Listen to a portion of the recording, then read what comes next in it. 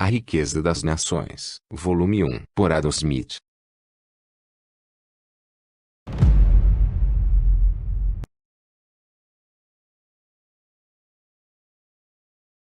Capítulo 1. A divisão do trabalho. O maior aprimoramento das forças produtivas do trabalho, e a maior parte da habilidade, destreza e bom senso com os quais o trabalho em toda parte dirigido ou executado, parecem ter sido resultados da divisão do trabalho. Compreenderemos mais facilmente os efeitos produzidos pela divisão do trabalho na economia geral da sociedade, se considerarmos de que maneira essa divisão do trabalho opera em algumas manufaturas específicas. É comum supor que a divisão do trabalho atinge o grau máximo em algumas manufaturas muito pequenas. Não, talvez, no sentido de que nessas a divisão do trabalho seja maior do que em outras de maior importância. Acontece, porém, que nessas manufaturas menores, destinadas a suprir as pequenas necessidades de um número pequeno de pessoas, o número total de trabalhadores é necessariamente menor, e os trabalhadores empregados em cada setor de trabalho muitas vezes podem ser reunidos no mesmo local de trabalho e colocados imediatamente sob a perspectiva do espectador. Ao contrário, nas grandes manufaturas, destinadas a suprir as grandes necessidades de todo o povo, cada setor do trabalho emprega um número tão grande de operários que é impossível reuni-los todos no mesmo local de trabalho. Raramente podemos, em um só momento, observar mais do que os operários ocupados em um único setor. Embora, portanto, nessas manufaturas maiores, o trabalho possa ser dividido em um número de partes muito maior do que nas manufaturas menores, a divisão do trabalho não é tão óbvia, de imediato, e por isso tem sido menos observada. Tomemos, pois, um exemplo, tirado de uma manufatura muito pequena, mas na qual a divisão do trabalho muitas vezes tem sido notada, a fabricação de alfinetes. Um operário não treinado para essa atividade, que a divisão do trabalho transformou em uma indústria específica, nem familiarizado com a utilização das máquinas ali empregadas, cuja invenção provavelmente também se deveu à mesma divisão do trabalho, dificilmente poderia talvez fabricar um único alfinete em um dia, empenhando o máximo de trabalho. De qualquer forma, certamente não conseguirá fabricar 20. Entretanto, da forma como essa atividade é hoje executada, não somente o trabalho todo constitui uma indústria específica, mas ele está dividido em uma série de setores, dos quais, por sua vez, a maior parte também constitui provavelmente um ofício especial. Um operário desenrola o arame, um outro o endireita, um terceiro o corta, uma quarto faz as pontas, um quinto afia nas pontas para a colocação da cabeça do alfinete. Para fazer uma cabeça de alfinete requerem-se 3 ou 4 operações diferentes. Montar a cabeça já é uma atividade diferente, e alvejar os alfinetes é outra. A própria embalagem dos alfinetes também constitui uma atividade independente. Assim, a importante atividade de fabricar um alfinete está dividida em aproximadamente 18 operações distintas, as quais, em algumas manufaturas são executadas por pessoas diferentes, ao passo que, em outras, o mesmo operário às vezes executa 2 ou 3 delas. Vi uma pequena manufatura desse tipo, com apenas 10 empregados, e na qual alguns desses executavam 2 ou 3 operações diferentes. Mas, embora não fossem muito hábeis, e portanto não estivessem particularmente treinados para o uso das máquinas, conseguiam, quando se esforçavam, fabricar em torno de 12 libras de alfinetes por dia. Ora, 1 libra contém mais do que 4.000 alfinetes de tamanho médio. Por conseguinte, essas 10 pessoas conseguiam produzir entre elas mais do que 48.000 alfinetes por dia. Assim, já que cada pessoa conseguia fazer 1/10 de 48.000 alfinetes por dia, pode-se considerar que cada uma produzia 4.800 alfinetes diariamente. Se, porém, tivessem trabalhado independentemente um do outro, e sem que nenhum deles tivesse sido treinado para esse ramo de atividade, certamente cada um deles não teria conseguido fabricar 20 alfinetes por dia, e talvez nem mesmo um, ou seja, com certeza não conseguiria produzir a 240ª parte, e talvez nem mesmo a 4.000ª ou 500ª parte daquilo que hoje são capazes de produzir, em virtude de uma adequada divisão do trabalho e combinação de suas diferentes operações. Em qualquer outro ofício e manufatura, os efeitos da divisão do trabalho são semelhantes dos que se verificam nessa fábrica insignificante, embora em muitas delas o trabalho não possa ser tão subdividido, nem reduzido a uma simplicidade tão grande de operações. A divisão do trabalho, na medida em que pode ser introduzida, gera, em cada ofício, um aumento proporcional das forças produtivas do trabalho. A diferenciação das ocupações e empregos parece haver se efetuado em decorrência dessa vantagem. Essa diferenciação, aliás, geralmente atinge o máximo nos países que se caracterizam pelo mais alto grau de evolução, no tocante ao trabalho e aprimoramento, o que, em uma sociedade em estágio primitivo, é o trabalho de uma única pessoa, é o de várias em uma sociedade mais evoluída. Em toda sociedade desenvolvida, o agricultor geralmente é apenas agricultor, e o operário de indústria é somente isso. Também o trabalho que é necessário para fabricar um produto completo quase sempre é dividido entre grande número de operários. Quantas são as atividades de empregos em cada setor da manufatura do linho e da lã, desde os cultivadores até os branqueadores e os polidores do linho, ou os tingidores e preparadores do tecido. A natureza da agricultura não comporta tantas subdivisões do trabalho, nenhuma diferenciação tão grande de uma atividade para outra, quanto ocorre nas manufaturas. E impossível separar com tanta nitidez a atividade do pastoreador da do cultivador de trigo quanto a atividade do carpinteiro geralmente se diferencia da do ferreiro. Quase sempre o fiandeiro é uma pessoa, o tecelão, outra, ao passo que o arador, o gradador, o semeador e o que faz a colheita do trigo muitas vezes são a mesma pessoa. Já que as oportunidades para esses diversos tipos de trabalho só retornam com as diferentes estações do ano, é impossível empregar constantemente um único homem em cada uma delas. Essa impossibilidade de fazer uma diferenciação tão completa e plena de todos os diversos setores de trabalho empregados na agricultura constitui talvez a razão por que o aprimoramento das forças produtivas do trabalho nesse setor nem sempre acompanha os aprimoramentos alcançados nas manufaturas. As nações mais opulentas geralmente superam todos os seus vizinhos tanto na agricultura como nas manufaturas. Geralmente, porém, distinguem-se mais pela superioridade na manufatura do que pela superioridade na agricultura. Suas terras geralmente são mais bem cultivadas, e, pelo fato de investirem mais trabalho e mais dinheiro nelas, produzem mais em proporção à extensão e à fertilidade natural do solo. Entretanto, essa superioridade da produção raramente é muito mais do que em proporção à superioridade de trabalho e dispêndio. Na agricultura, o trabalho do país rico nem sempre é muito mais produtivo do que o dos países pobres, ou, pelo menos, nunca é mais produtivo na mesma proporção em que o é, geralmente, nas manufaturas. Por conseguinte, o trigo do país rico, da mesma qualidade, nem sempre chega ao mercado com preço mais baixo do que o do país pobre. O trigo da Polônia, com o mesmo grau de qualidade, é tão barato como o da França, não obstante a maior riqueza e o grau superior de desenvolvimento da França. O trigo da França é, nas províncias tritícolas, tão bom e frequentemente quase do mesmo preço que o trigo da Inglaterra, embora, em riqueza e progresso, a França talvez seja inferior à Inglaterra. As terras destinadas ao cultivo de trigo na Inglaterra são mais bem cultivadas do que as da França, e, como se afirma, as da França são muito mais bem cultivadas que as da Polônia. Todavia, embora um país pobre, não obstante a inferioridade no cultivo das terras, possa, até certo ponto, rivalizar com os países ricos quanto aos baixos preços e à qualidade do trigo, jamais poderá enfrentar a competição no tocante às suas manufaturas, ao menos se essas indústrias atenderem às características do solo,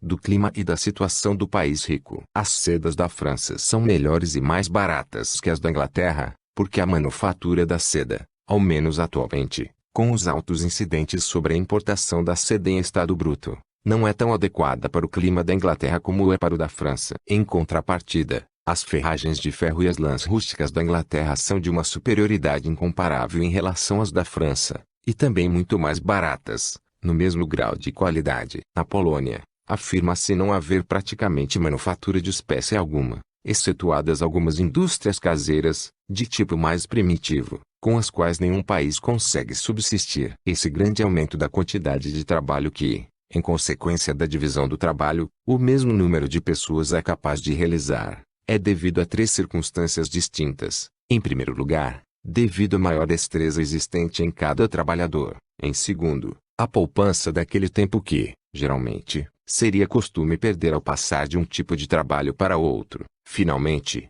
a invenção de um grande número de máquinas que facilitam e abreviam o trabalho, possibilitando a uma única pessoa fazer o trabalho que, de outra forma, teria que ser feito por muitas. Em primeiro lugar, vejamos como o aprimoramento da destreza do operário necessariamente aumenta a quantidade de serviço que ele pode realizar. A divisão do trabalho, reduzindo a atividade de cada pessoa a alguma operação simples e fazendo dele o único emprego de sua vida, necessariamente aumenta muito a destreza do operário. Estou certo de que um ferreiro comum que, embora acostumado a manejar o martelo, nunca fez pregos, se em alguma ocasião precisar e tentar fazê-lo, dificilmente conseguirá ir além de 200 ou 300 pregos por dia, aliás de muito má qualidade. Um ferreiro que está acostumado a fazer pregos, mas cuja única ou principal atividade não tem sido esta, raramente conseguirá, mesmo com o esforço máximo, fazer mais do que 800 ou 1000 pregos por dia. Tenho visto, porém, vários rapazes abaixo dos 20 anos que nunca fizeram outra coisa senão fabricar pregos e que,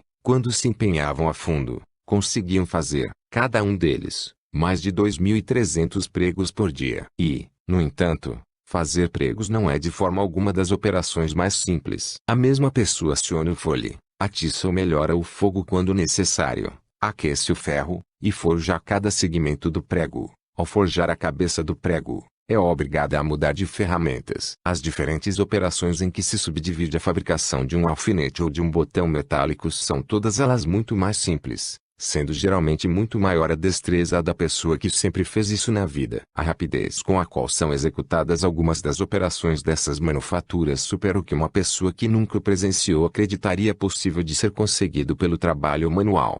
Em segundo lugar, a vantagem que se aufere economizando o tempo que geralmente se perderia no passar de um tipo de trabalho para o outro é muito maior do que à primeira vista poderíamos imaginar. E impossível passar com muita rapidez de um tipo de trabalho para outro, porque este é executado em lugar diferente e com ferramentas muito diversas. Um tecelão do campo, que cultivou uma pequena propriedade, é obrigado a gastar bastante tempo em passar do seu tear para o campo, e do campo para o tear. Se os dois trabalhos puderem ser executados no mesmo local, certamente a perda de tempo é muito menor. Mas, mesmo nesse caso, ela ainda é muito considerável. Geralmente, uma pessoa se desconcerta um pouco ao passar de um tipo de trabalho para outro. Ao começar o novo trabalho, raramente ela se dedica logo com entusiasmo, sua cabeça está em outra, como se diz, e, durante algum tempo ela mais fiaria do que trabalha seriamente. O hábito de vadiar e de aplicar-se ao trabalho indolente e descuidadamente adquiridos naturalmente, e quase necessariamente, por todo trabalhador do campo que é obrigado a mudar de trabalho e de ferramentas a cada meia hora e a fazer 20 trabalhos diferentes a cada dia,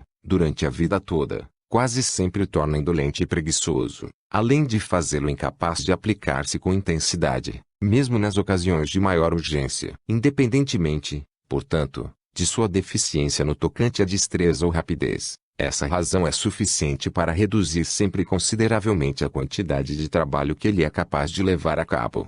Em terceiro, e último lugar, precisamos todos tomar consciência de quanto o trabalho é facilitado e abreviado pela utilização de máquinas adequadas. E desnecessário citar exemplos. Limitar-me-ei, portanto, a observar que a invenção de todas essas máquinas que tanto facilitam e abreviam o trabalho parece ter sua origem na divisão do trabalho. As pessoas têm muito maior probabilidade de descobrir com maior facilidade e rapidez métodos para atingir um objetivo quando toda a sua atenção está dirigida para esse objeto único, do que quando a mente se ocupa com uma grande variedade de coisas. Mas, em consequência da divisão do trabalho, toda a atenção de uma pessoa é naturalmente dirigida para um único objeto muito simples. Eis porque é natural podermos esperar que uma ou outra das pessoas ocupadas em cada setor de trabalho específico logo acabe descobrindo métodos mais fáceis e mais rápidos de executar seu trabalho específico, sempre que a natureza do trabalho comporte tal melhoria. Grande parte das máquinas utilizadas nas manufaturas em que o trabalho está mais subdividido constitui originalmente invenções de operários comuns,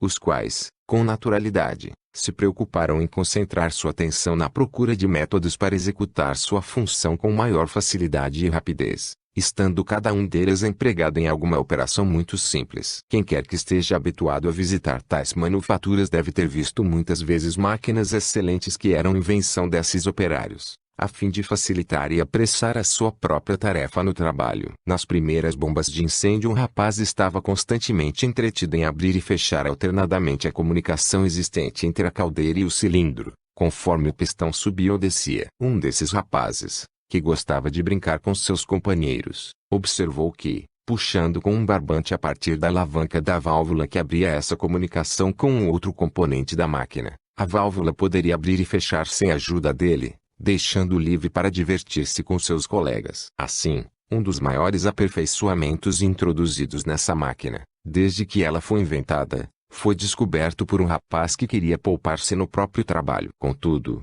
nem todos os aperfeiçoamentos introduzidos em máquinas representam invenções por parte daqueles que utilizavam essas máquinas. Muitos deles foram efetuados pelo engenho dos fabricantes das máquinas. Quando a fabricação de máquinas passou a constituir uma profissão específica, alguns desses aperfeiçoamentos foram obra de pessoas denominadas filósofos ou pesquisadores, cujo ofício não é fazer as coisas, mas observar cada coisa, e que, por essa razão, muitas vezes são capazes de combinar entre si as forças e poderes dos objetos mais distantes e diferentes.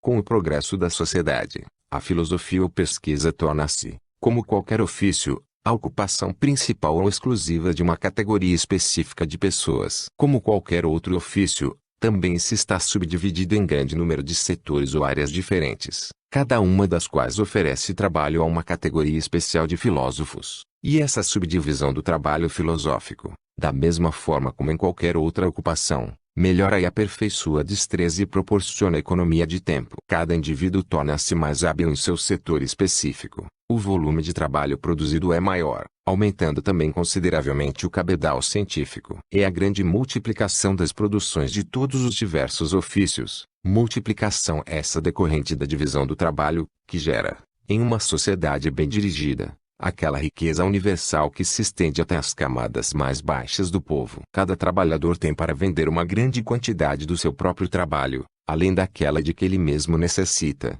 E pelo fato de todos os outros trabalhadores estarem exatamente na mesma situação, pode ele trocar grande parte de seus próprios bens por uma grande quantidade, ou, o que é a mesma coisa, pelo preço de grande quantidade de bens desses outros. Fornece-lhes em abundância aquilo de que carecem, e estes, por sua vez, com a mesma abundância, lhe fornecem aquilo de que ele necessita. Assim é que em todas as camadas da sociedade se difunde uma abundância geral de bens. Observe-se a moradia do artesão ou diarista mais comum em um país civilizado e florescente, e se notará que é impossível calcular o número de pessoas que contribuem com uma parcela, ainda que reduzida de seu trabalho, para suprir as necessidades deste operário. O casaco de lã, por exemplo, que o trabalhador usa para agasalhar-se, por mais rude que seja, é o produto do trabalho conjugado de uma grande multidão de trabalhadores. O pastor, o selecionador de lã, o cardador, o tintureiro, o fendeiro, a tecelão,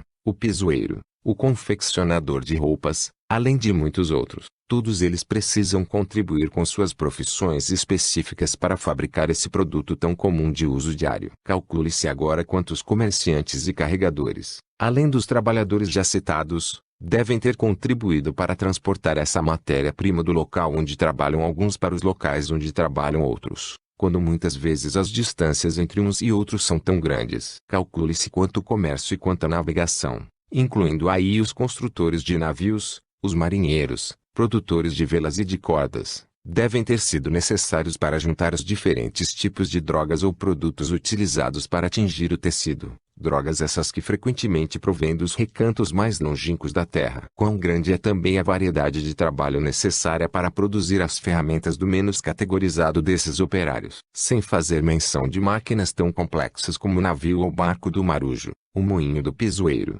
ou o próprio tear do tecelão, consideremos apenas que variedades de trabalho são necessárias para fabricar esse dispositivo tão simples que é a tesoura, com a qual o pastor tosa a lã das ovelhas. O mineiro, o construtor do forno destinado a fundir o minério, o cortador de madeira, o queimador do carvão a ser utilizado na câmara de fusão, o oleiro que fabrica tijolos, o pedreiro, os operários que operam o forno, o encarregado da manutenção das máquinas, o forjador, o ferreiro, todos precisam associar suas habilidades profissionais para poder produzir uma tesoura. Se fizéssemos o mesmo exame das diferentes peças de uma roupa e de mobília usadas pelo operário, da tosca camisa de linho que lhe cobre a pele, dos sapatos que lhe protegem os pés, da cama em que se deita e de todas as diversas peças que compõem a sua mobília e seus pertences, do fogão em que prepara os alimentos, do carvão que se utiliza para isso, escavado das entranhas da terra e trazido até ele talvez através de um longo percurso marítimo terrestre,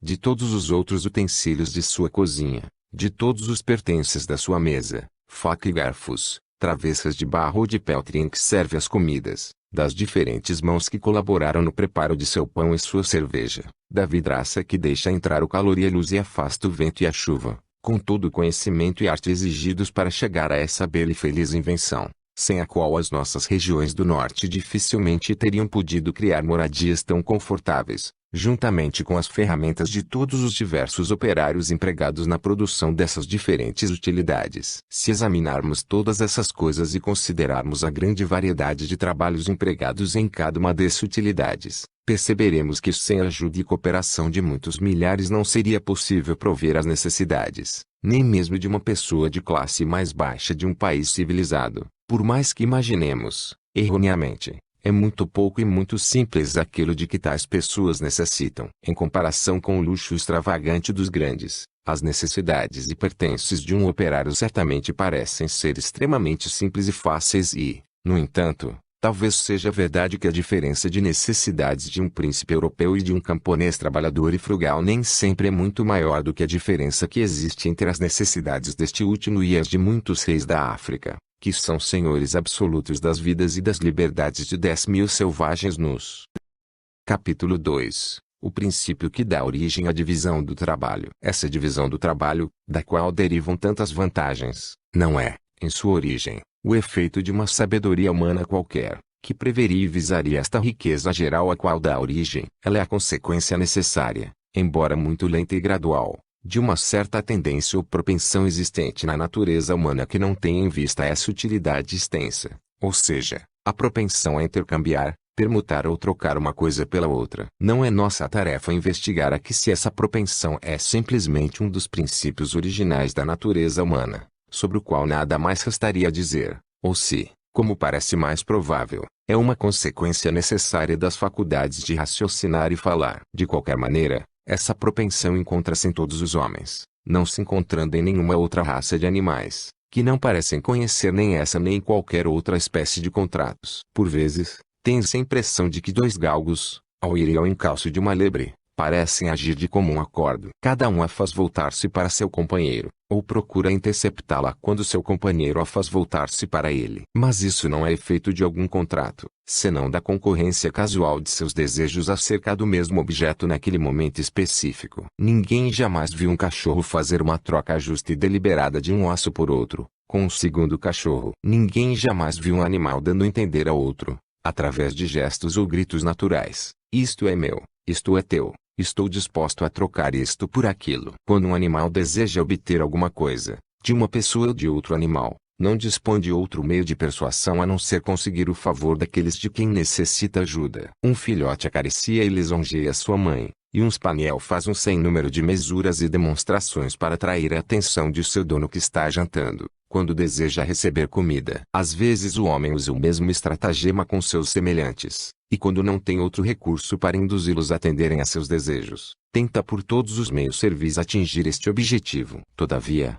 não terá tempo para fazer isso em todas as ocasiões. Numa sociedade civilizada, o homem a todo momento necessita da ajuda e cooperação de grandes multidões, e sua vida inteira mal seria suficiente para conquistar a amizade de algumas pessoas. No caso de quase todas as outras raças de animais, cada indivíduo, ao atingir a maturidade, é totalmente independente e, em seu estado natural, não tem necessidade da ajuda de nenhuma outra criatura vivente. O homem, entretanto, tem necessidade quase constante da ajuda dos semelhantes, e é inútil esperar esta ajuda simplesmente da benevolência alheia. Ele terá maior probabilidade de obter o que quer, se conseguir interessar a seu favor a autoestima dos outros, mostrando-lhes que é vantajoso para eles fazer-lhe ou dar-lhe aquilo de que ele precisa. E isso que faz toda pessoa que propõe um negócio a outra. Dá-me aquilo que eu quero, e você terá isto aqui, que você quer. Esse é o significado de qualquer oferta desse tipo, e é dessa forma que obtemos uns dos outros a grande maioria dos serviços de que necessitamos. Não é da benevolência do açougueiro, do cervejeiro ou do padeiro que esperamos nosso jantar, mas da consideração que eles têm pelo seu próprio interesse. Dirigimos-nos não à sua humanidade, mas à sua autoestima, e nunca lhes falamos das nossas próprias necessidades, mas das vantagens que advirão para eles. Ninguém, a não ser o mendigo, sujeita-se a depender sobretudo da benevolência dos semelhantes, Mesmo o mendigo não depende inteiramente dessa benevolência. Com efeito, a caridade de pessoas com boa disposição lhe fornece tudo de que carece para a subsistência. Mas embora esse princípio lhe assegure, em última análise, tudo o que é necessário para a sua subsistência, ele não pode garantir-lhe isso sempre, em determinados momentos em que precisar. A maior parte dos desejos ocasionais do mendigo são atendidos da mesma forma que os de outras pessoas,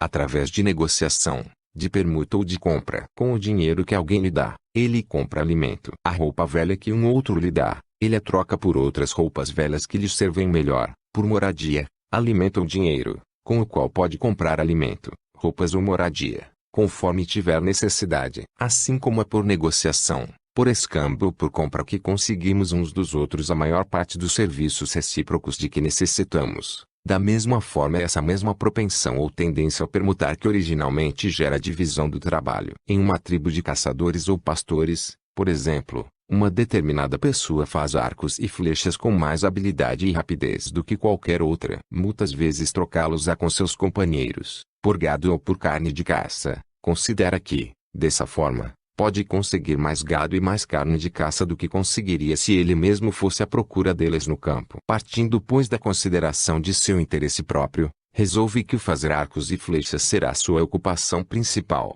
tomando-se uma espécie de armeiro. Um outro é particularmente hábil em fazer o madeiramento e as coberturas de suas pequenas cabanas ou casas removíveis. Ele está habituado a ser útil a seus vizinhos dessa forma, os quais o remuneram da mesma maneira, com gado e carne de caça, até que, ao final, acaba achando interessante dedicar-se inteiramente a essa ocupação, e tornar-se uma espécie de carpinteiro dedicado à construção de casas. Da mesma forma, um terceiro torna-se ferreiro ou apacentador de gado, quarto se faz curtidor ou preparador de peles ou couros, componente primordial da roupa dos silvícolas. E dessa forma, a certeza de poder permutar toda a parte excedente da produção de seu próprio trabalho que ultrapasse seu consumo pessoal estimula cada pessoa a dedicar-se a uma ocupação específica e a cultivar e aperfeiçoar todo e qualquer talento ou inclinação que possa ter por aquele tipo de ocupação ou negócio. Na realidade, a diferença de talentos naturais em pessoas diferentes é muito menor do que pensamos.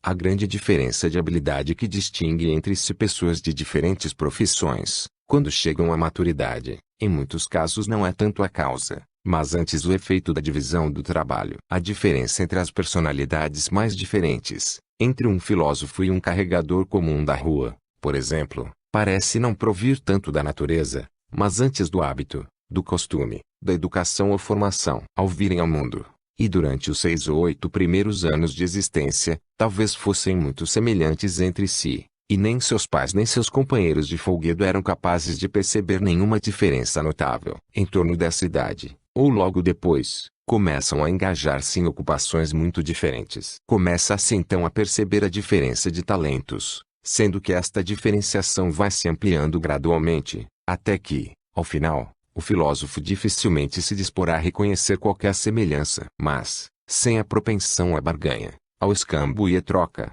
cada pessoa precisa ter conseguido para si mesma tudo o que lhe era necessário ou conveniente para a vida que desejava. Todos devem ter tido as mesmas obrigações a cumprir, e o mesmo trabalho a executar, e não pode ter havido uma tal diferença de ocupações que por si fosse suficiente para produzir uma diferença tão grande de talentos. Assim como é essa propensão que gera essa diferença de talentos, tão notável entre pessoas de profissões diferentes, da mesma forma, essa mesma propensão que faz com que a diferença seja útil. Muitos grupos de animais, todos reconhecidamente da mesma espécie, trazem de nascença uma diferença de índole muito maior do que aquela que se verifica entre as pessoas, anteriormente à aquisição de hábitos e à educação. Por natureza, a diferença entre um filósofo e um carregador de rua, no tocante ao caráter básico e à disposição, não representa sequer 50% da diferença que existe entre um mastim e um galgo, ou entre um galgo e um spaniel, ou entre este último e um cão pastor. Entretanto, esses tipos de animais, embora sendo da mesma espécie, dificilmente têm qualquer utilidade uns em relação aos outros. A força do mastim não se beneficia em nada da velocidade ou rapidez do galgo ou da sagacidade do spaniel ou da docilidade do cão pastor. Os efeitos provenientes dessas diferenças de índole e talentos, por falta da faculdade ou propensão à troca, não são capazes de formar um patrimônio comum, e não contribuem mínimo para o melhor atendimento das necessidades da espécie. Cada animal, individualmente, continua obrigado a ajudar-se e defender-se sozinho, não dependendo um do outro, não auferindo vantagem alguma da variedade de talentos com a qual a natureza distinguiu seus semelhantes. Ao contrário, entre os homens, os caracteres e habilidades mais diferentes são úteis uns aos outros, as produções diferentes dos respectivos talentos e habilidades, em virtude da capacidade e propensão geral ao intercâmbio, ao escambo e à troca, são como que somados em um cabedal comum, no qual cada um pode comprar qualquer parcela da produção dos talentos dos outros, de acordo com as suas necessidades. Capítulo 3. A divisão do trabalho limitada pela extensão do mercado. Como é o poder de troca que leva à divisão do trabalho, assim a extensão dessa divisão deve sempre ser limitada pela extensão desse poder, ou, em outros termos, pela extensão do mercado. Quando o mercado é muito reduzido, ninguém pode sentir-se estimulado a dedicar-se inteiramente a uma ocupação, porque não poderá permutar toda a parcela excedente de sua produção que ultrapassa seu consumo pessoal pela parcela de produção do trabalho alheio, da qual tem necessidade. Existem certos tipos de trabalho, mesmo da categoria mais baixa, que só podem ser executados em uma cidade grande. Um carregador, por exemplo, não consegue encontrar emprego e subsistência em nenhum outro lugar. Uma aldeia é pequena demais para isto, e até difícil que uma cidade pequena, dotada de um mercado, seja suficientemente grande para oferecer ocupação constante para um carregador. Nas casas isoladas e nas minúsculas aldeias espalhadas pelas regiões montanhosas da Escócia, cada camponês deve ao mesmo tempo ser açougueiro, padeiro e fabricante de cerveja de sua própria família. Em tais situações, dificilmente podemos esperar encontrar sequer um ferreiro, um carpinteiro ou marceneiro num raio inferior a 30 milhas de um outro profissional da mesma ocupação. As famílias espalhadas, que vivem a 8 ou 10 milhas de distância uma da outra, têm que aprender elas mesmas um grande número de ofícios e trabalhos, para os quais, se morassem em localidades mais povoadas, chamariam os respectivos profissionais. Os trabalhadores do campo quase sempre são obrigados a executar eles mesmos todos os diversos tipos de trabalho que têm afinidade tão grande entre si, a ponto de poderem lidar com o mesmo tipo de materiais. Um carpinteiro do campo faz todo tipo de trabalho com madeira, e um ferreiro do campo faz qualquer tipo de serviço com ferro. O primeiro é não somente carpinteiro, mas também marceneiro, e até mesmo entalhador de madeira, construtor de carroças, fabricante de arados. E os trabalhos de um ferreiro no campo são ainda mais variados. Seria até impossível haver uma profissão como a do fabricante de pregos nas regiões afastadas e interioranas da Alta Escócia. Tal operário, produzindo 1000 pregos por dia, e com 300 dias de trabalho no ano, produzirá 300.000 pregos por ano. Acontece que, nessa região, seria impossível vender 1000 pregos, ou seja, a produção de apenas um dia de trabalho, já que o transporte fluvial ou marítimo abre um mercado mais vasto para qualquer tipo de trabalho do que unicamente o transporte terrestre, e na costa marítima e ao longo dos rios navegáveis que, naturalmente, todo tipo de trabalho ou ocupação começa a subdividir-se e aprimorar-se. E somente depois de muito tempo esses aperfeiçoamentos se estendem ao interior de um país. Uma carroça de rodas largas, servida por 2 homens e puxada por 8 cavalos, leva aproximadamente 6 semanas para transportar de Londres a Edimburgo, e de volta, mais ou menos 4 toneladas de mercadoria. Mais ou menos no mesmo tempo um barco ou navio tripulado por 6 ou 8 homens, e navegando entre os portos de Londres e Leith, muitas vezes transporta, e de volta 200 toneladas de mercadoria. Portanto, 6 ou 8 homens, por transporte aquático, podem levar e trazer, no mesmo tempo, a mesma quantidade de mercadoria entre Londres e Edimburgo que 50 carroças de rodas largas, servidas por 100 homens e puxadas por 400 cavalos. Para 200 toneladas de mercadorias, portanto, transportadas por terra de Londres para Edimburgo, é necessário pagar a manutenção de 100 homens durante 3 semanas, e o desgaste e a mobilização de 400 cavalos, mais o de 50 carroças de rodas largas. Ao contrário, essa mesma quantidade de mercadorias, se transportada por hidrovia, será onerada apenas pela manutenção de 6 ou 8 homens, e pelo desgaste e movimentação de um navio ou barco com carga de 200 toneladas, além do valor do risco maior, ou seja, a diferença de seguro entre esses dois sistemas de transporte. Se, portanto, entre essas duas localidades não houvesse outra possibilidade de comunicação senão por terra, E já que não se poderia transportar entre as duas cidades nenhuma outra mercadoria a não ser aquela cujo preço fosse bem elevado em proporção com seu peso, só poderia haver uma pequena parte daquele comércio que atualmente existe entre as duas cidades, e por conseguinte elas só poderiam dar uma pequena parte do estímulo que atualmente dão uma outra. Entre as regiões distantes da Terra seria pequena ou até nula a possibilidade de comércio. Que mercadorias poderiam, por exemplo, comportar o preço do transporte terrestre entre Londres e Calcutá? Ou, se houvesse alguma mercadoria tão preciosa que pudesse comportar um transporte tão dispendioso, com que segurança se efetuaria tal transporte, passando por territórios habitados por tantas nações ainda em estado de barbárie? E no entanto, existe atualmente, entre Londres e Calcutá, um comércio considerável, intercambiando seus mercados. Londres e Calcutá estimulam muito o trabalho e a produção entre si. Se tais são, portanto, as vantagens do transporte fluvial ou marítimo, é natural que os primeiros aperfeiçoamentos das artes e da manufatura se operem lá onde essa circunstância abre o mercado do mundo inteiro para a produção de cada tipo de profissão e que esses aperfeiçoamentos levem muito tempo para estender-se ao interior do país. O interior do país pode durante muito tempo não ter nenhum outro mercado para a maior parte de suas mercadorias a não ser a região circunjacente, que o separa da costa marítima e dos grandes rios navegáveis. Por conseguinte, a extensão de seu mercado deverá durante muito tempo ser proporcional à riqueza e à reduzida densidade demográfica daquela região, e consequentemente seu aprimoramento sempre deverá vir depois do aprimoramento da região. Em nossas colônias norte-americanas, as plantações sempre acompanharam a costa marítima ou as margens dos rios navegáveis, e dificilmente se distanciaram muito dessas vias de transporte. Segundo a história bem documentada, as primeiras nações a serem civilizadas foram obviamente as localizadas ao redor da costa do Mediterrâneo. Esse mar, o maior braço de mar que se conhece no mundo, por não ter marés e, consequentemente, não apresentar outras ondas senão as provocadas pelo vento, devido à lisura de sua superfície, à multidão de suas ilhas e à proximidade de suas praias vizinhas, demonstrou-se extremamente favorável a uma navegação mundial incipiente. Épocas em que os homens, por ignorarem ainda a bússola, tinham receio de afastar-se da costa e,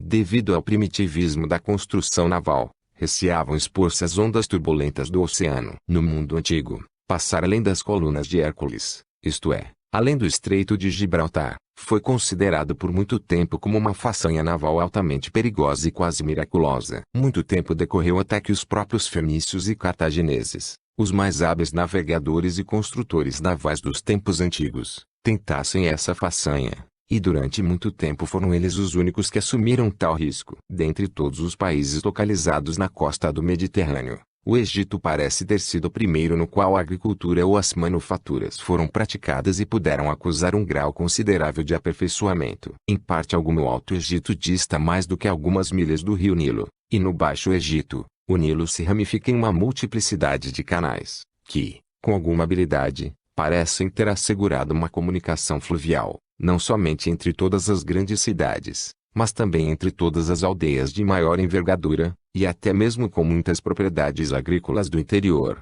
mais ou menos da mesma forma como isso ocorre hoje na Holanda. Em relação aos rios Reno e Mosa, a extensão e a facilidade dessa navegação interna constituiu provavelmente uma das causas primordiais do antigo progresso e aprimoramento do Egito. Os aperfeiçoamentos na agricultura e nas manufaturas parecem ter sido muito antigos também nas províncias de Bengala, localizadas nas Índias Orientais, e em algumas das províncias orientais da China, embora em nosso continente não disponhamos de fontes históricas autênticas que documentem com certeza essa antiguidade. Em Bengala, o Ganges e vários outros grandes rios formam um grande número de canais navegáveis, da mesma forma que o Nilo no Egito. Também nas províncias orientais da China, vários rios grandes formam, com seus diversos afluentes, uma multidão de canais. A comunicação entre esses canais fez com que surgisse uma navegação interna muito mais extensa do que a assegurada pelo Nilo ou pelo Ganges, ou talvez até pelos dois juntos. É notável que nem os antigos egípcios nem os indianos e chineses da antiguidade estimularam o comércio externo,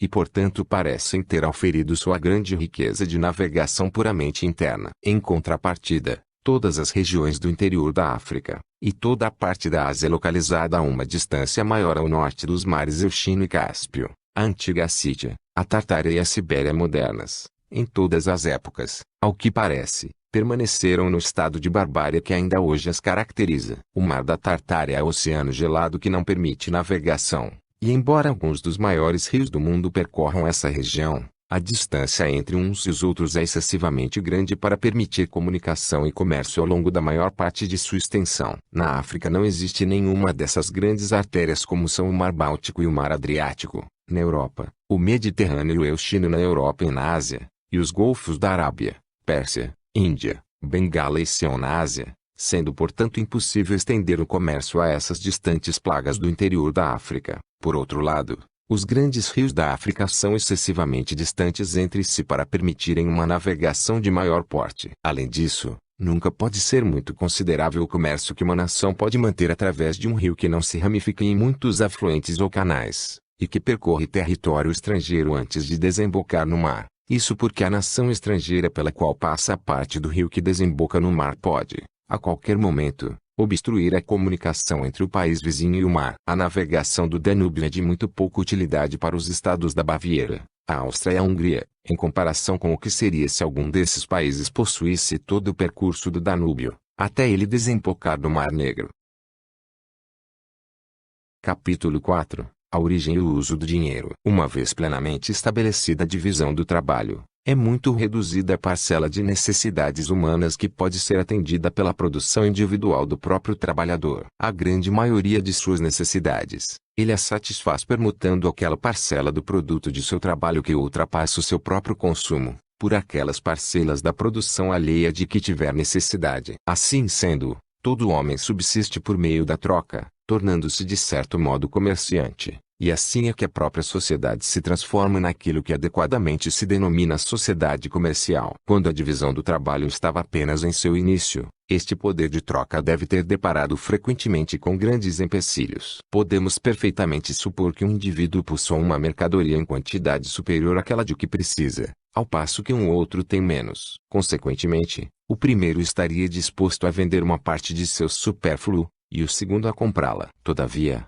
se esta segunda pessoa não possuir nada daquilo que a primeira necessita, não poderá haver nenhuma troca entre as duas. O açougueiro tem consigo mais carne do que a porção de que precisa para seu consumo, e o cervejeiro e o padeiro estariam dispostos a comprar uma parte do produto. Entretanto, não tem nada a oferecer em troca, a não ser os produtos diferentes de seu trabalho ou de suas transações comerciais, e o açougueiro já tem o pão e a cerveja de que precisa para seu consumo. Neste caso, não poderá haver nenhuma troca entre eles. No caso, o açougueiro não pode ser comerciante para o cervejeiro e o padeiro, nem estes podem ser clientes do açougueiro, e portanto diminui nos três a possibilidade de se ajudarem entre si. A fim de evitar o inconveniente de tais situações, toda pessoa prudente, em qualquer sociedade e em qualquer período da história, depois de adotar pela primeira vez a divisão do trabalho, deve naturalmente ter se empenhado em conduzir seus negócios de tal forma, que a cada momento tivesse consigo,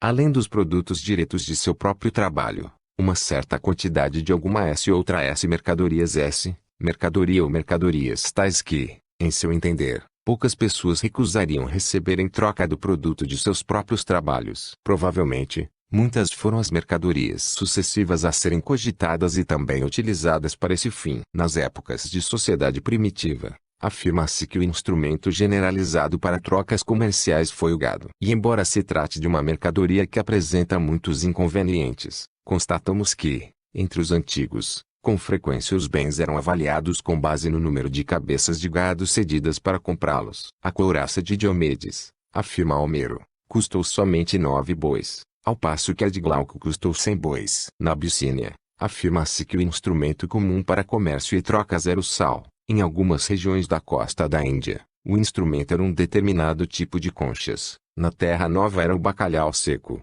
Na Virgínia, o fumo. Em algumas das nossas colônias do oeste da Índia, o açúcar. Em alguns outros países, peles ou couros preparados. Ainda hoje, segundo fui informado, existe na Escócia uma aldeia em que não é raro um trabalhador levar pregos em vez de dinheiro, quando vai ao padeiro ou à cervejaria. Entretanto, ao que parece, em todos os países as pessoas acabaram sendo levadas por motivos irresistíveis a atribuir essa função de instrumento de troca preferivelmente aos metais, acima de qualquer outra mercadoria. Os metais apresentam a vantagem de poderem ser conservados, sem perder valor, com a mesma facilidade que qualquer outra mercadoria, por ser difícil encontrar outra que seja menos perecível. Não somente isso, mas podem ser divididos, sem perda alguma, em qualquer número de partes, já que eventuais fragmentos perdidos podem ser novamente recuperados pela fusão, uma característica que nenhuma outra mercadoria de durabilidade igual possui, e que, mais do que qualquer outra, torna os metais aptos como instrumentos para o comércio e a circulação. Assim, por exemplo, a pessoa que desejasse comprar sal e não tivesse outra coisa para dar em troca senão gado, estava obrigada a comprar de uma só vez sal na quantidade correspondente ao valor de um boi inteiro, ou de uma ovelha inteira. Raramente podia comprar menos, pois o que tinha que dar em troca pelo sal dificilmente era passível de divisão sem perda, e se desejasse comprar ainda mais, pelas mesmas razões estava obrigada a comprar o dobro ou triplo da quantidade, ou seja, o valor de 2 ou 3 bois, ou 2 ou 3 ovelhas. Ao contrário, se em lugar de bois ou ovelhas tivesse metais a dar em troca, facilmente podia ajustar a quantidade do metal àquela quantidade de mercadorias de que tinha necessidade imediata. Diferentes foram os metais utilizados pelas diversas nações para esse fim. O ferro era o instrumento comum de comércio entre os espartanos. Entre os antigos romanos era o cobre. O ouro e a prata eram um instrumento de comércio de todas as nações ricas e comerciantes. De início, parece que os referidos metais eram utilizados para esse fim em barras brutas, sem gravação e sem cunhagem. Assim, Plínio, Historia Naturalis. Livro 33º. Capitão I. baseando-se em Timeu, historiador antigo, nos conta que, até a época de Sérvio Túlio, os romanos não possuíam dinheiro cunhado, mas faziam uso das barras de cobre sem gravação quando queriam comprar algo. Por conseguinte, naquela época essas barras brutas de metal desempenhavam o papel de dinheiro. O uso de metais nesse estado apresentava dois inconvenientes muito grandes: o da pesagem e o da verificação da autenticidade ou qualidade do metal. Em se tratando dos metais preciosos, em que uma pequena diferença de quantidade representa uma grande diferença no valor, até mesmo o trabalho de pesagem, se tiver que ser feito com a exatidão necessária, requer no mínimo pesos e balanças muito exatos. Particularmente a pesagem do ouro é uma operação precisa e sutil. No caso de metais menos nobres, evidentemente, onde um erro pequeno não teria maiores consequências, não se exigia uma precisão tão elevada. Entretanto, consideraríamos altamente incômodo se,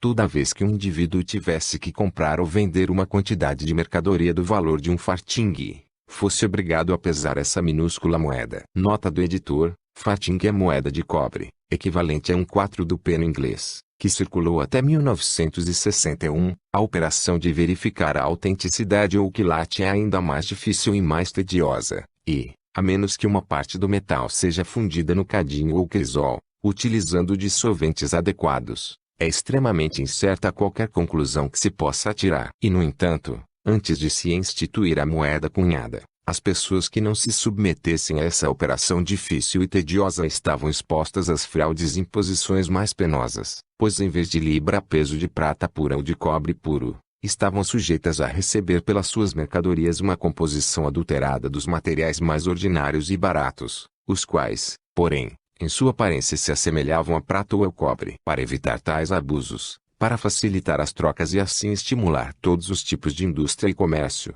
considerou-se necessário, em todos os países que conheceram um progresso notável, fazer uma gravação oficial naquelas determinadas quantidades de metal que se usavam comumente para comprar mercadorias. Daí a origem do dinheiro cunhado ou em moeda, bem como das assim chamadas casas da moeda, instituições essas exatamente da mesma natureza que as donagens oficiais de inspeção e medição de tecido de lã, stamp masters desbastadores, de tecido de lã e de linho. Todas elas têm por objetivo garantir, por meio de gravação oficial, a quantidade e a qualidade uniforme das diversas mercadorias quando trazidas ao mercado. As primeiras gravações oficiais desse tipo, impressas nos metais correntes, em muitos casos parecem ter tido o objetivo de garantir o que era mais difícil e mais importante de garantir, isto é, a qualidade ou quilate do metal. Ao que parece, essas gravações se assemelhavam à marca de esterlina que atualmente é impressa em chapas e barras de prata, ou à marca espanhola que às vezes é impressa em lingotes de ouro e que, por incidirem somente em um dos lados da peça e não cobrirem a superfície inteira,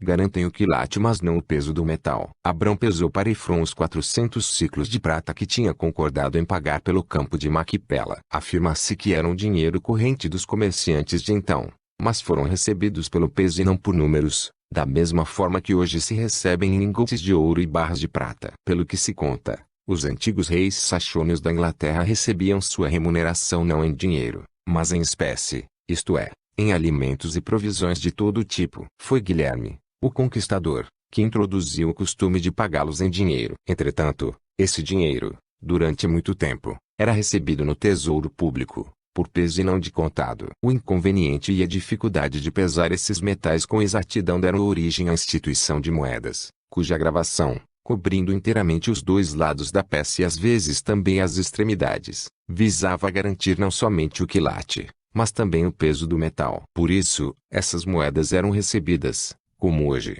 por unidades, dispensando o incômodo de pesá-las. Ao que parece, as denominações dessas moedas de início expressavam o peso ou quantidade de metal nelas contido. Na época de Sérvio Túlio, o primeiro a cunhar moedas em Roma, o ácio pondo romano continha 1 libra romana de cobre de boa qualidade. Foi dividida, da mesma maneira que a libra troy, em 12 onças, cada uma das quais continha 1 onça real de bom cobre. Nota do editor: troy era parte do sistema inglês de pesos, originariamente para pedras e metais preciosos, recebendo esse nome da cidade francesa de Troyes, onde era padrão. A libra esterlina inglesa ao tempo de Eduardo I continha 1 libra peso toer de prata de 1 quilate conhecido. A libra toer parece ter sido algo mais do que a libra romana, e algo menos que a libra Troyes. Esta última só foi introduzida na Casa da Moeda da Inglaterra no 18º ano do reinado de Henrique VIII. A libra francesa, ao tempo de Carlos Magno, continha 1 libra Troyes de prata de 1 quilate conhecido. A feira de Troyes, na Champanha, era na época frequentada por todas as nações da Europa, e os pesos e medidas desse famoso mercado eram conhecidos e apreciados por todos. A libra escocesa continha, desde a época de Alexandre I até a de Robert Bruce, 1 libra de prata do mesmo peso e quilate que a libra esterlina inglesa. Também os pence ingleses, escoceses e franceses continham, de início, o peso real de 1 penny de prata, a 1,20 da onça, e 1,240 da libra. Também o shilling parece ter sido originalmente a denominação de um peso. Quando o trigo vale 12 shillings o quarter, lê-se numa antiga estátua de Henrique II, um pão branco de um farthing deverá pesar 11 shillings e 4 pence. Todavia, a proporção entre o shilling e o penny, de um lado, e o shilling e a libra, de outro, não parece ter sido tão constante e uniforme como a existente entre o penny e a libra. Durante a primeira geração da linhagem dos reis de França, o sou shilling francês tem, em ocasiões diferentes, ora 5, ora 20 e ora 40 pence. Entre os antigos saxões, um shilling parece ter tido, uma vez, somente 5 pence, não sendo improvável que tenha variado tanto quanto variava entre seus vizinhos, os francos. Desde o tempo de Carlos Magno, entre os franceses, e o de Guilherme, o Conquistador, entre os ingleses, a proporção entre a libra, o shilling e o penny parece ter sido uniformemente a mesma de hoje, embora tenha sido muito diferente o valor de cada uma dessas moedas. Com efeito, em todos os países do mundo, assim acredito, a avareza e a injustiça dos príncipes e dos estados soberanos, abusando da confiança de seus súditos, foram diminuindo gradualmente a quantidade real de metal que originalmente continham as moedas. O asse romano, nos últimos anos da República, foi reduzido 1,24 de seu valor original, e ao invés de pesar 1 libra, acabou pesando apenas 1,2 onça. A libra e o penny ingleses atuais contêm apenas em torno de 1,3, a libra e o penny escocês apenas 1,36, e a libra e o penny franceses, apenas 1,66 de seu valor original. Aparentemente, mediante essas operações, os príncipes e os estados soberanos foram capazes de pagar suas dívidas e cumprir seus compromissos, com uma quantidade de prata menor do que teria sido necessária em caso de não se alterarem os valores das moedas. Digo apenas aparentemente, pois seus credores foram realmente fraudados de uma parte do que lhes era realmente devido. Permitiu-se a todos os demais credores, dentro do país, usarem do mesmo privilégio, podendo eles pagar o mesmo montante nominal da moeda nova e desvalorizada, qualquer que tivesse sido a quantidade que tivessem tomado de empréstimo em moeda velha. Por conseguinte, tais operações sempre se têm demonstrado favoráveis aos devedores e danosas para os credores, e às vezes provocaram uma revolução maior e mais generalizada nas fortunas de pessoas privadas do que a que poderia ter sido gerada por uma grande calamidade pública. Foi dessa maneira que em todas as nações civilizadas o dinheiro se transformou no instrumento universal de comércio, através do qual são compradas e vendidas, ou trocadas, entre si, mercadorias de todos os tipos. Passarei agora a examinar quais são as normas que naturalmente as pessoas observam ao trocar suas mercadorias por dinheiro ou por outras mercadorias. Essas regras determinam o que se pode denominar valor relativo ou valor de troca dos bens. Importa observar que a palavra valor tem dois significados. Às vezes designa a utilidade de um determinado objeto, e outras vezes o poder de compra que o referido objeto possui, em relação a outras mercadorias. O primeiro pode chamar-se valor de uso, e o segundo, valor de troca. As coisas que têm o mais alto valor de uso frequentemente têm pouco ou nenhum valor de troca, vice-versa. Os bens que têm o mais alto valor de troca muitas vezes têm pouco ou nenhum valor de uso. Nada é mais útil que a água, e no entanto dificilmente se comprará alguma coisa com ela. Ou seja, dificilmente se conseguirá trocar água por alguma outra coisa. Ao contrário, um diamante dificilmente possui algum valor de uso, mas por ele se pode, muitas vezes, trocar uma quantidade muito grande de outros bens. A fim de investigar os princípios que regulam o valor de troca das mercadorias, procurarei mostrar, primeiro, qual é o critério ou medida real desse valor de troca, ou seja, em que consiste o preço real de todas as mercadorias. Em segundo lugar, quais são as diferentes partes ou componentes que constituem esse preço real? Finalmente, quais são as diversas circunstâncias que por vezes fazem subir alguns desses componentes, ou todos eles, acima do natural ou normal, e às vezes os fazem descer abaixo desse nível? Ou seja, quais são as causas que às vezes impedem o preço de mercado, isto é, o preço efetivo das mercadorias, de coincidir exatamente com o que se pode chamar de preço natural? Nos 3 capítulos subsequentes, procurarei expor, da maneira mais completa e clara que estiver ao meu alcance, os 3 itens que acabei de citar. Para isso, desafio seriamente tanto a paciência quanto a atenção do leitor. Sua paciência, pois examinarei um assunto que talvez possa parecer desnecessariamente tedioso em alguns pontos. Sua atenção, para compreender aquilo que, mesmo depois da explicação completa que procurarei dar, talvez possa ainda parecer algo obscuro. Estou sempre disposto a correr um certo risco de ser tedioso, visando a certeza de estar sendo claro, e após fazer tudo o que puder para ser claro, mesmo assim poderá parecer que resta alguma obscuridade sobre um assunto que, aliás, é por sua própria natureza extremamente abstrato. Capítulo 5. O preço real e o preço nominal das mercadorias. O seu preço em trabalho e seu preço em dinheiro. Todo homem é rico ou pobre, de acordo com o grau em que consegue desfrutar das coisas necessárias, das coisas convenientes e dos prazeres da vida. Todavia, uma vez implantada plenamente a divisão do trabalho, são muito poucas as necessidades que o homem consegue atender com o produto de seu próprio trabalho. A maior parte delas deverá ser atendida com o produto do trabalho de outros, e o homem será então rico ou pobre, conforme a quantidade de serviço alheio que está em condições de encomendar ou comprar. Portanto, o valor de qualquer mercadoria, para a pessoa que a possui, mas não tencione usá-la ou consumi-la ela própria, se não trocá-la por outros bens, é igual à quantidade de trabalho que essa mercadoria lhe dá condições de comprar ou comandar. Consequentemente, o trabalho é a medida real do valor de troca de todas as mercadorias. O preço real de cada coisa, ou seja, o que ela custa à pessoa que deseja adquiri-la, é o trabalho e o incômodo que custa sua aquisição. O valor real de cada coisa, para a pessoa que a adquiriu e deseja vendê-la ou trocá-la por qualquer outra coisa, é o trabalho e o incômodo que a pessoa pode poupar a si mesma e pode impor a outros. O que é comprado com dinheiro ou com bens, é adquirido pelo trabalho, tanto quanto aquilo que adquirimos com o nosso próprio trabalho. Aquele dinheiro ou aqueles bens na realidade nos poupam este trabalho. Eles contêm o valor de uma certa quantidade de trabalho que permutamos por aquilo que, na ocasião, supomos conter o valor de uma quantidade igual. O trabalho foi o primeiro preço, o dinheiro de compra original que foi pago por todas as coisas. Não foi por ouro ou por prata, mas pelo trabalho, que foi originalmente comprada toda a riqueza do mundo, e o valor dessa riqueza, para aqueles que a possuem, e desejam trocá-la por novos produtos, é exatamente igual à quantidade de trabalho que essa riqueza lhes dá condições de comprar ou comandar. Riqueza é poder, como diz Hobbes. Mas a pessoa que adquire ou herda uma grande fortuna não necessariamente adquire ou herda, com isto,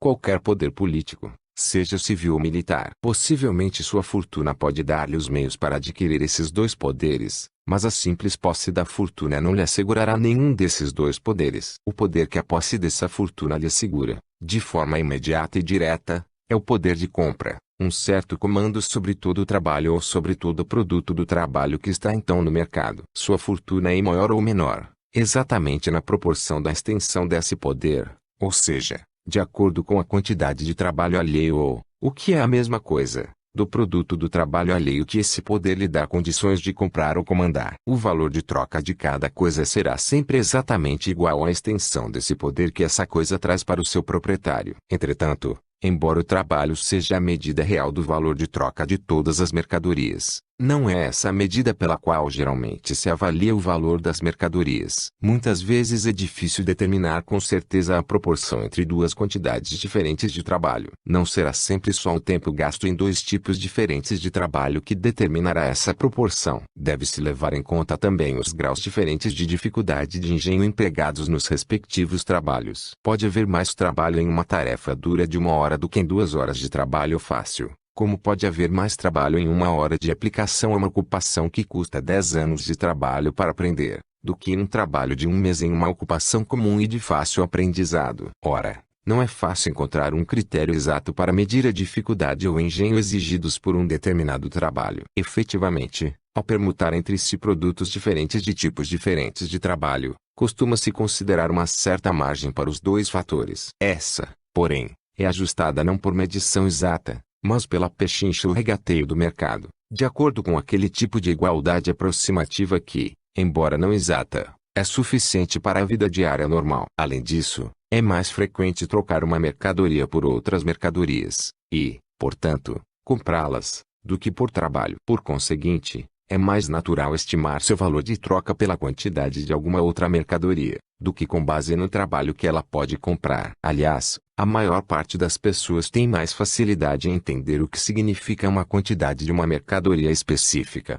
do que o significado de uma quantidade de trabalho. Com efeito, a primeira é um objeto plenamente palpável, ao passo que a segunda é uma noção abstrata que, embora possamos torná-la suficientemente inteligível, não é basicamente tão natural e tão óbvia. Acontece porém que, quando cessa o comércio mediante troca de bens e o dinheiro se torna o instrumento comum, é mais frequente trocar cada mercadoria específica por dinheiro, do que por qualquer outro bem. Raramente o açougueiro leva suas carnes de boi ou de carneiro ao padeiro ou ao cervejeiro, para trocá-las por pão ou por cerveja. O que faz é levar as carnes ao mercado, onde as troca por dinheiro, e depois troca esse dinheiro por pão ou cerveja. A quantidade de dinheiro que recebe pelas carnes determina também a quantidade de pão e de cerveja que poderá comprar depois. É, pois, mais natural e mais óbvio, para ele, estimar o valor das carnes pela quantidade de dinheiro, a mercadoria pela qual as troca direta e imediatamente, do que pela quantidade de pão e cerveja, as mercadorias pelas quais ele pode trocar as carnes somente por meio de uma outra mercadoria. O dinheiro, para ele é mais fácil e mais óbvio dizer que as suas carnes valem 3 pence ou 4 pence por libra peso, do que dizer que valem 3 ou 4 libras peso de pão ou 3 ou 4 quartéis de cerveja. Ocorre, portanto, que o valor de troca das mercadorias é mais frequentemente estimulado pela quantidade de dinheiro do que pela quantidade de trabalho ou pela quantidade de alguma outra mercadoria que se pode adquirir em troca da referida mercadoria. Entretanto, o ouro e a prata, como qualquer outra mercadoria, também variam em seu valor. São ora mais baratos, ora mais caros, e ora são mais fáceis de comprar, ora mais difíceis. A quantidade de trabalho que uma quantidade específica de ouro e prata pode comprar ou comandar, ou seja, a quantidade de outros bens pela qual pode ser trocada, depende sempre da abundância ou escassez das minas que eventualmente se conhecem, por ocasião das trocas. No século XVI, a descoberta das ricas minas da América reduziu o valor do ouro e da prata na Europa a aproximadamente 1/3 do valor que possuíam antes. Consequentemente, como custava menos trabalho trazer esses metais das minas para o mercado, assim, quando eram colocados no mercado, era menor a quantidade de trabalho que permitiam comprar ou comandar. Ora, essa revolução no valor do ouro e da prata, embora talvez a maior ocorrida, não é absolutamente a única registrada pela história. Assim como uma medida de quantidade como é o pé natural, abraçou a mancheia que varia continuamente em sua própria quantidade, jamais pode ser uma medida exata do valor de outras coisas. Da mesma forma, uma mercadoria cujo valor muda constantemente jamais pode ser uma medida exata do valor de outras mercadorias. Pode-se dizer que quantidades iguais de trabalho têm valor igual para o trabalhador, sempre e em toda parte. Estando o trabalhador em seu estado normal de saúde, vigor e disposição, e no grau normal de sua habilidade e destreza, ele deverá aplicar sempre o mesmo contingente de seu desembaraço, de sua liberdade e de sua felicidade. O preço que lhe paga deve ser sempre o mesmo, qualquer que seja a quantidade de bens que receba em troca de seu trabalho. Quanto a esses bens, a quantidade que terá condições de comprar será ora maior, ora menor, mas é o valor desses bens que varia, e não o valor do trabalho que os compra. Sempre e em toda parte valeu este princípio: é caro o que é difícil de se conseguir, ou aquilo que custa muito trabalho para adquirir, e é barato aquilo que pode ser conseguido facilmente ou com muito pouco trabalho. Por conseguinte, somente o trabalho, pelo fato de nunca variar em seu valor, constitui o padrão último e real com base no qual se pode sempre e em toda parte estimar e comparar o valor de todas as mercadorias. O trabalho é o preço real das mercadorias, o dinheiro é apenas o preço nominal delas. Contudo, embora quantidades iguais de trabalho sempre tenham valor igual para o trabalhador, para a pessoa que as emprega, essas quantidades de trabalho apresentam valor ora maior, ora menor. O empregador compra o trabalho do operário ora por uma quantidade maior de bens, ora por uma quantidade menor. E para o empregador, o preço do trabalho parece variar, da mesma forma como muda o valor de todas as outras coisas. Em um caso, o trabalho alheio se apresenta ao empregador como caro, em outro barato. Na realidade, porém, são os bens que num caso são baratos, em outro, caros. Em tal acepção popular, portanto, pode-se dizer que o trabalho, da mesma forma que as mercadorias, tem um preço real e um preço nominal. Pode-se dizer que seu preço real consiste na quantidade de bens necessários e convenientes que se permuta em troca dele, e que seu preço nominal consiste na quantidade de dinheiro. O trabalhador é rico ou pobre, é bem ou mal remunerado, em proporção ao preço real do seu trabalho, e não em proporção ao respectivo preço nominal. A distinção entre o valor real e o valor nominal do preço das mercadorias e do trabalho não é simplesmente assunto para especulação filosófica, mas às vezes pode ser de grande utilidade na prática. O mesmo preço real é sempre do mesmo valor, todavia, devido às variações ocorrentes no valor do ouro e da prata, o mesmo preço nominal às vezes tem valores muito diferentes. Eis porque, quando se vende uma propriedade territorial com uma reserva de renda perpétua, se quisermos que esta renda conserve sempre o mesmo valor, é importante, para a família em cujo favor se faz a reserva, que a renda não consista em determinada soma de dinheiro. Se tal ocorresse, o valor dessa renda estaria sujeito a variações de dois tipos. Primeiro, as decorrentes das quantidades diferentes de ouro e prata que em tempos diferentes estão contidos na moeda da mesma denominação. Em segundo lugar, estaria exposta às variações derivantes dos valores diferentes de quantidades iguais de ouro e prata em momentos diferentes. Os príncipes e os estados soberanos frequentemente imaginaram ter interesse temporário em diminuir a quantidade de metal puro contido em suas moedas, mas raramente imaginaram ter interesse em aumentá-la. Eis porque a quantidade de metal contido nas moedas, de todo o mundo, acredito, tem diminuído continuamente, e dificilmente aumentou em algum caso. Tais variações, portanto, tendem quase sempre a reduzir o valor de uma renda deixada em dinheiro. A descoberta das minas da América diminuiu o valor do ouro e da prata na Europa. Costuma-se supor, embora sem prová-lo com certeza, em meu modo de ver, que esta redução ainda continua gradualmente, e assim continuará por muito tempo. Com base nessa hipótese, portanto, tais variações têm mais probabilidade de diminuir do que de aumentar o valor de uma renda deixada em dinheiro, mesmo estipulando-se que ela seja paga não nessa ou naquela quantidade de dinheiro, em moeda desta ou daquela denominação, em tantas ou tantas libras esterlinas, por exemplo, mas em tantas ou tantas onças de prata pura ou de prata de um determinado padrão. As rendas que foram reservadas em trigo conservaram muito melhor seu valor do que as reservadas em dinheiro, mesmo que não tenham ocorrido mudanças na denominação do dinheiro. No 18º ano do reinado de Isabel foi decretado que 1/3 da renda de todos os arrendamentos de terras feitos por universidades fosse reservado em trigo,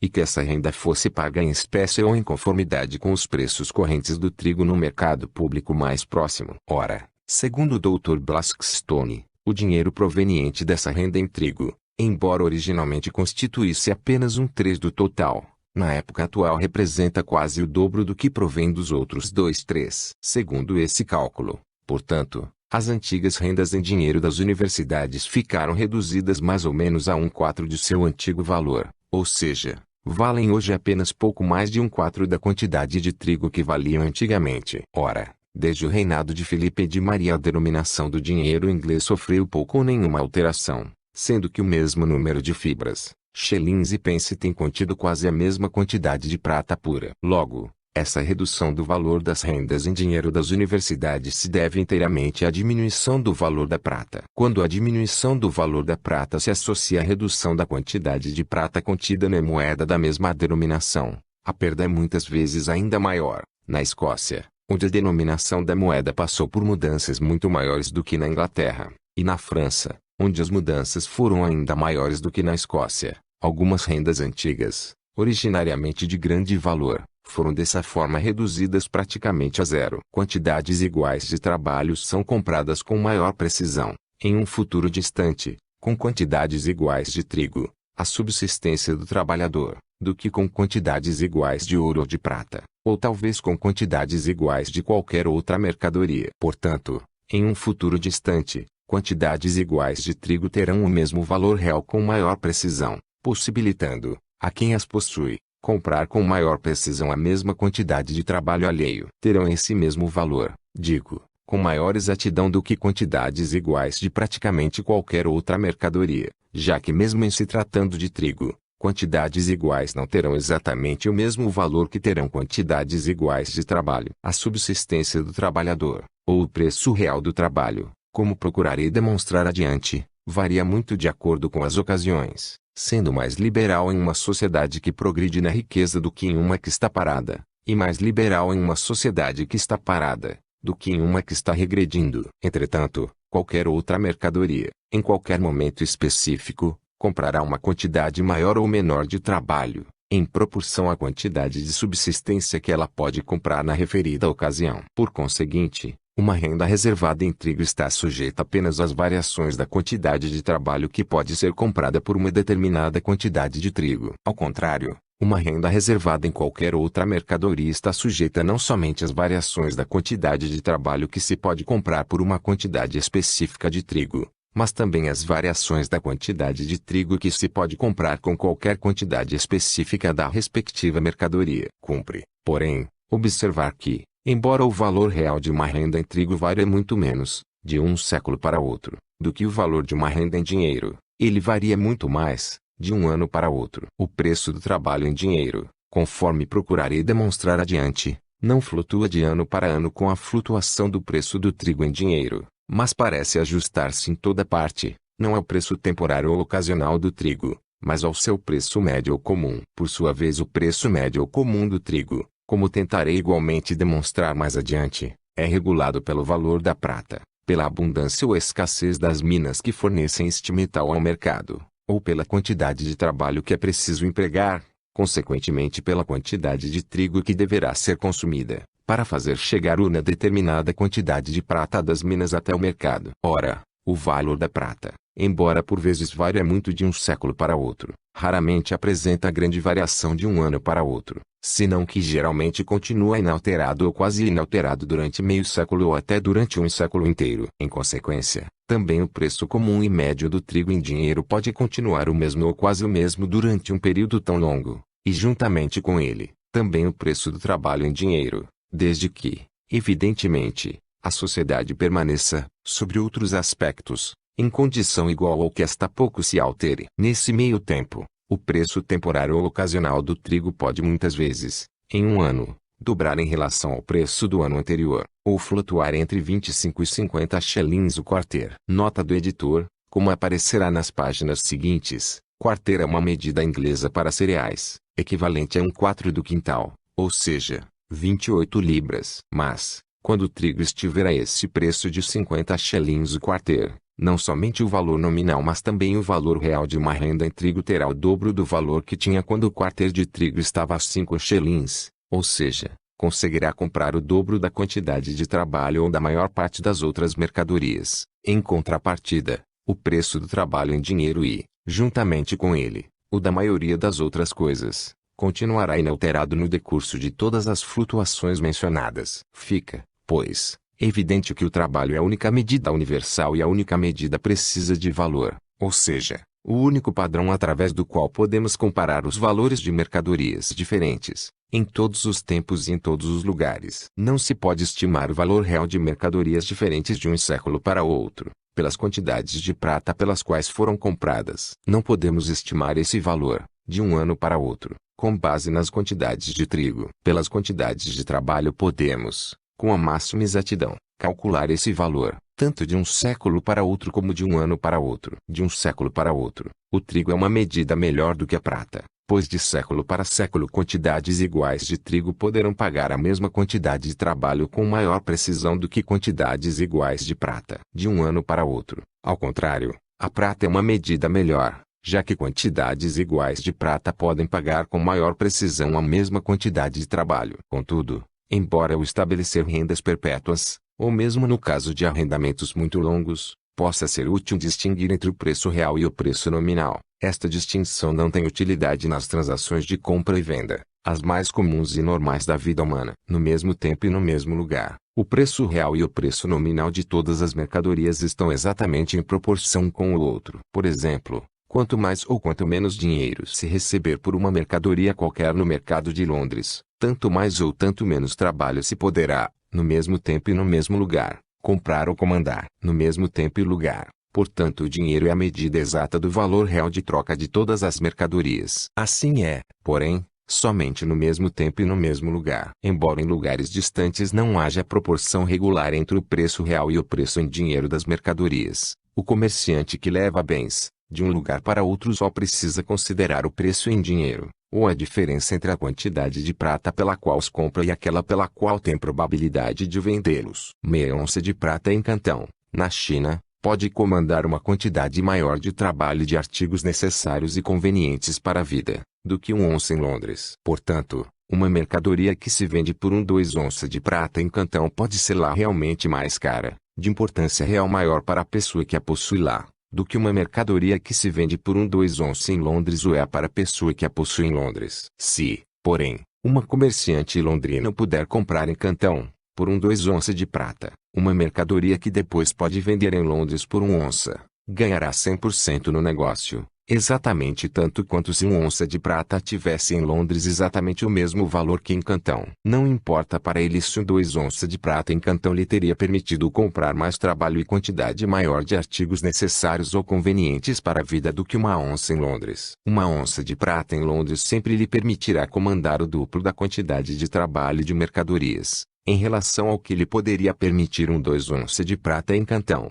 É precisamente isso que o comerciante quer. Uma vez que, portanto, é o preço nominal das coisas, ou seja, o seu preço em dinheiro, que em última análise determina se uma certa compra ou venda é prudente ou imprudente, e consequentemente é esse o preço que regula quase toda a economia na vida real normal em que entra em jogo o preço. Não é de admirar que se lhe tenha dispensado muito mais atenção do que ao preço real. Em uma obra como esta, porém, por vezes pode ser útil comparar os valores reais diferentes de uma mercadoria em tempos e lugares diferentes, ou seja, os diferentes graus de poder sobre o trabalho alheio que a referida mercadoria pode ter dado, em ocasiões diferentes, àqueles que a possuíam. Nesse caso, devemos comparar não tanto as diferentes quantidades de prata pelas quais a mercadoria era normalmente vendida, mas antes as diferentes quantidades de trabalho que poderiam ter sido compradas por essas quantidades diferentes de prata. Todavia, dificilmente se poderá saber, com algum grau de precisão,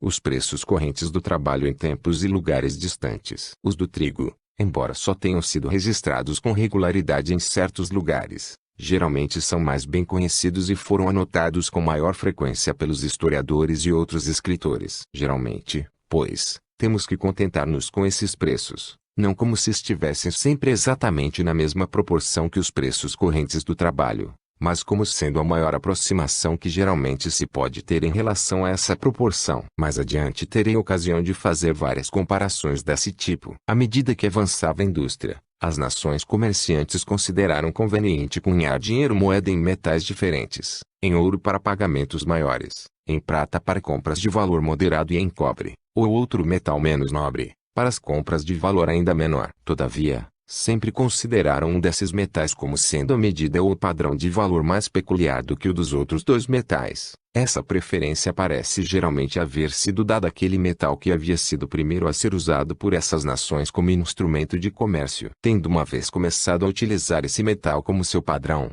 e o devem ter feito quando não dispunham de outro dinheiro, geralmente as nações continuaram a utilizar como dinheiro esse metal, mesmo quando a necessidade já não era mais a mesma. Pelo que se diz, os romanos só possuíam dinheiro em cobre até 5 anos antes da guerra púnica. Plínio. Op. Cit.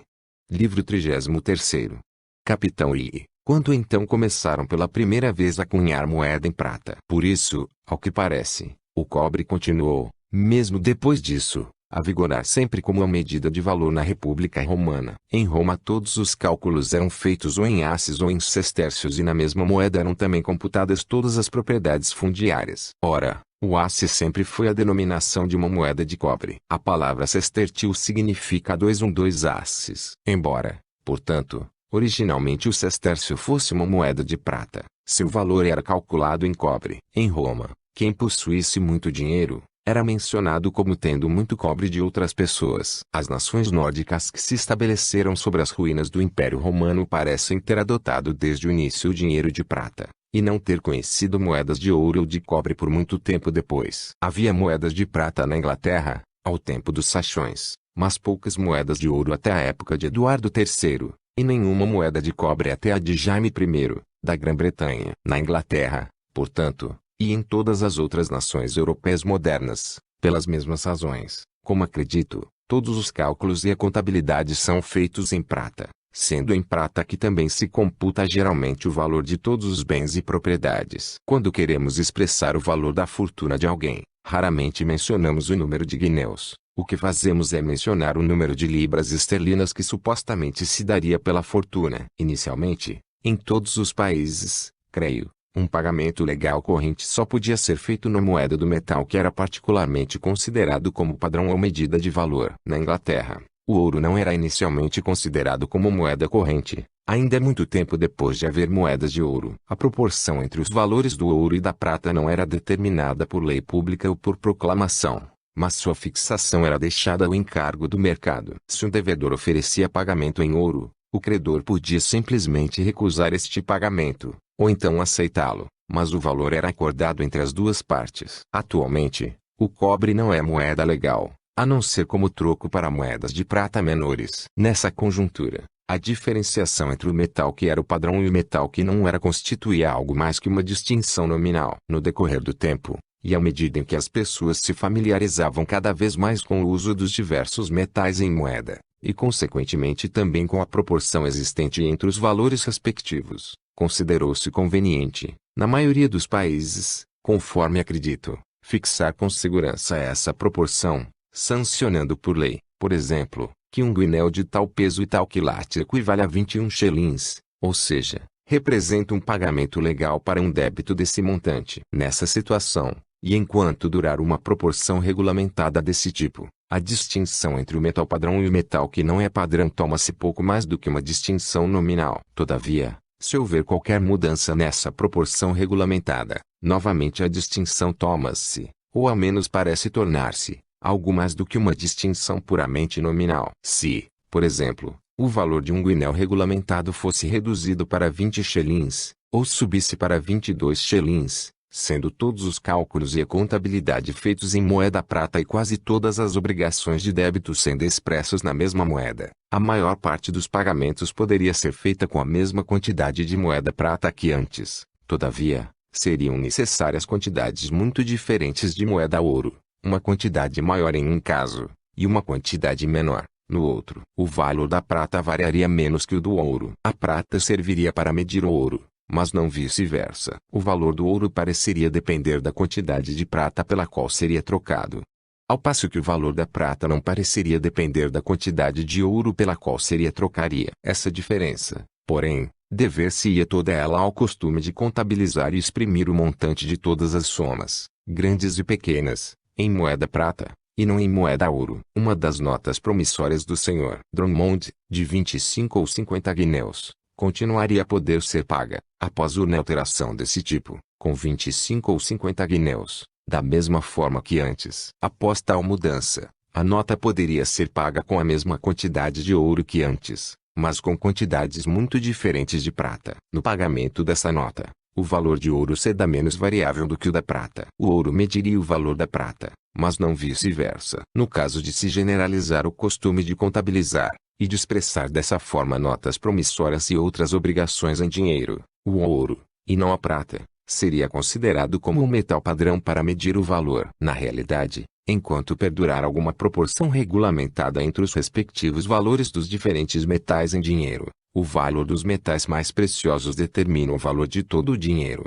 12 pence de cobre contém 2 livre-aveupoedes de cobre não da melhor qualidade, o qual, antes de ser cunhado, raramente vale 7 pence em prata. Mas, como a regulamentação estabelece que 12 desses pence equivalem a 1 shilling, o mercado considera que eles valem 1 shilling, podendo-se a qualquer momento receber por eles 1 shilling. Mesmo antes da última reforma da moeda ouro da Grã-Bretanha, o ouro, ao menos a parte que circulava em Londres e nas vizinhanças, em comparação com a maior parte da prata, desceu menos abaixo de seu peso padrão. Todavia, 21 shillings já desgastados e com a inscrição um tanto apagada eram considerados como equivalentes a um guinéu, o qual talvez também já apresentava certo desgaste, mas raramente tão grande como as moedas de shillings. As últimas regulamentações talvez levaram a moeda ouro mais próximo de seu peso padrão que é possível atingir em qualquer nação, e a ordem de só receber moeda ouro nos locais públicos, por peso, provavelmente preservará essa garantia, enquanto essa ordem for aplicada. A moeda prata continua ainda no mesmo estado de desgaste e desvalorização que antes da reforma da moeda ouro. No mercado, porém, 21 shillings dessa moeda prata desvalorizada continuam a ser considerados como valendo um guinéu dessa moeda de excelente ouro. Evidentemente, a reforma da moeda ouro aumentou o valor da moeda prata que se dá em troca. Na casa da moeda inglesa, 1 libra-peso de ouro é cunhado em 44,2 guinéus, os quais, valendo o guinéu 21 shillings, equivalem a 46 libras, 14 shillings e 6 pence. Por conseguinte, 1 onça dessa moeda ouro vale 3 libras. 17s. 10,2d. Em prata. Na Inglaterra, não se paga taxa pela cunhagem, razão pela qual quem leva 1 libra-peso ou 1 onça de ouro padrão à casa da moeda, recebe de volta 1 libra-peso ou 1 onça de ouro em moeda, sem nenhuma dedução. Disse, pois, que 3 libras esterlinas, 17 shillings e 10,2 pence por onça são o preço do ouro na casa da moeda da Inglaterra, ou seja, a quantidade de ouro em moeda que a casa da moeda paga pelo ouro padrão em lingote. Antes da reforma da moeda ouro, o preço do ouro padrão em lingote no mercado durante muitos anos esteve acima de 3 libras. 18s, às vezes acima de 3 libras. 19s, e com muita frequência, acima de 4 libras esterlinas por onça, sendo que esse montante, no estado de desgaste e desvalorização da moeda ouro, provavelmente em poucos casos continha mais do que 1 onça de ouro padrão. Desde a reforma da moeda ouro, o preço de mercado do ouro padrão em lingote raramente supera 3 libras. 17s. 7d. Por onça. Antes da reforma da moeda ouro, o preço de mercado estava sempre mais ou menos acima do preço da casa da moeda. A partir dessa reforma, o preço de mercado esteve constantemente abaixo do preço da casa da moeda. Mas esse preço de mercado é o mesmo, quer seja pago em moeda de ouro ou em moeda de prata. Por isso, a recente reforma da moeda ouro elevou não somente o valor da moeda ouro, mas também da moeda prata, em proporção com o ouro em lingote, e provavelmente também em proporção a todas as outras mercadorias, embora pelo fato de o preço da maior parte das outras mercadorias ser influenciado por tantas outras causas, o aumento do valor da moeda ouro ou da moeda prata, em proporção com as mercadorias, possa não ser tão claro e perceptível. Na casa da moeda da Inglaterra, 1 libra-peso de prata padrão em barras é cunhado em 62 shillings, contendo, da mesma forma, 1 libra-peso de prata padrão. Disse, pois, que 5 shillings e 2 pence por onça constituem o preço da prata na casa da moeda da Inglaterra, ou a quantidade da moeda prata que a casa da moeda dá em troco de prata padrão em barras. Antes da reforma da moeda ouro, o preço de mercado da prata padrão em barras era, em ocasiões diferentes, 5 shillings e 4 pence, 5 shillings e 7 pence, e com muita frequência 5 shillings e 8 pence, por onça. Todavia, 5 shillings e 7 pence parecem ter sido o preço mais comum. A partir da reforma da moeda ouro, o preço de mercado da prata padrão em barras caiu em certas ocasiões para 5 shillings e 3 pence, 5 shillings e 4 pence, e 5 shillings e 5 pence, por onça, sendo que dificilmente ultrapassou alguma vez esse último preço. Embora o preço de mercado da prata padrão em barras tenha caído consideravelmente desde a reforma da moeda ouro, não baixou tanto como o preço da Casa da Moeda. Na proporção entre os diversos metais na moeda inglesa, assim como o cobre é cotado muito acima do seu valor real, da mesma forma a prata é cotada levemente abaixo do seu valor real. No mercado da Europa, na moeda francesa e na holandesa, por 1 onça de ouro fino se obtém aproximadamente 14 onças de prata fina. Já no dinheiro inglês, por 1 onça de ouro fino se obtém em torno de 15 onças de prata, isto é, mais do que vale o ouro na estimativa geral da Europa. Mas já que o preço do cobre em barras não é aumentado, mesmo na Inglaterra, pelo alto preço do cobre em dinheiro inglês, o preço da prata em barras não é baixado pelo baixo valor da prata em dinheiro inglês. A prata em barras ainda conserva sua proporção adequada com o ouro, e pela mesma razão, o cobre em barras conserva sua proporção adequada em relação à prata. Com a reforma da moeda prata no reinado de Guilherme III, o preço da prata em barras ainda continuou algo acima do preço da Casa da Moeda. Locke atribuiu a esse alto preço a permissão de exportar moeda prata. Dizia ele que essa permissão de exportar fez com que a demanda de prata em barras fosse maior que a demanda de prata em moeda. Todavia, certamente o número de pessoas que desejam moeda prata para os usos comuns de comprar e vender no país certamente é muito superior ao daqueles que querem prata em barras ou para exportar ou para alguma outra finalidade. Atualmente existe uma permissão semelhante para exportar ouro em lingote, e uma proibição semelhante de exportar ouro em moeda, e no entanto, o preço do ouro em lingote desceu abaixo do preço da Casa da Moeda. Ora, no dinheiro inglês, a prata estava, então como hoje, abaixo do preço, em proporção com o ouro, e o dinheiro ouro, que na época não parecia necessitar de reforma, regulava, tanto então como hoje, o valor real de todo o dinheiro. Já que a reforma da moeda prata não reduziu na época o preço da prata em barras ao preço da Casa da Moeda, não é muito provável que uma reforma similar o fizesse hoje. Se a moeda prata fosse novamente aproximada ao seu peso padrão, tanto quanto o ouro, é provável que um guinéu, de acordo com a proporção atual, pudesse ser trocado por mais prata em dinheiro do que aquilo que o guinéu poderia comprar em barra. Contendo a prata seu pleno peso padrão, nesse caso haveria lucro em fundi-la, a fim de primeiro vender a barra por moeda ouro, e depois trocar essa moeda ouro por moeda prata a ser fundida da mesma forma. Ao que parece, o único método de evitar esse inconveniente consiste em fazer alguma alteração na proporção atual. Possivelmente, o inconveniente seria menor se a moeda prata fosse cotada acima da sua proporção adequada em relação ao ouro, na mesma porcentagem em que atualmente está cotada abaixo dele. Isso, desde que ao mesmo tempo se decretasse que a prata não fosse moeda legal para mais do que o câmbio de um guinéu, da mesma forma como o cobre não é moeda legal para mais do que o câmbio de um shilling. Nesse caso, nenhum credor poderia ser fraudado em consequência da alta valorização da prata em dinheiro. Da mesma forma que atualmente nenhum credor pode ser fraudado em decorrência da alta valorização do cobre. Somente os bancos sofreriam com tal regulamentação. Quando eles são pressionados por uma corrida, às vezes procuram ganhar tempo pagando em 6 pence, ao passo que uma tal regulamentação os impediria de utilizar o condenável método de deixar de efetuar imediatamente os pagamentos. Em consequência, seriam obrigados a conservar sempre nos cofres uma quantidade de dinheiro disponível maior do que atualmente. E embora essa regulamentação constituísse eventualmente um inconveniente considerável para os banqueiros, ao mesmo tempo representaria uma segurança apreciável para seus credores. 3 libras. 17s.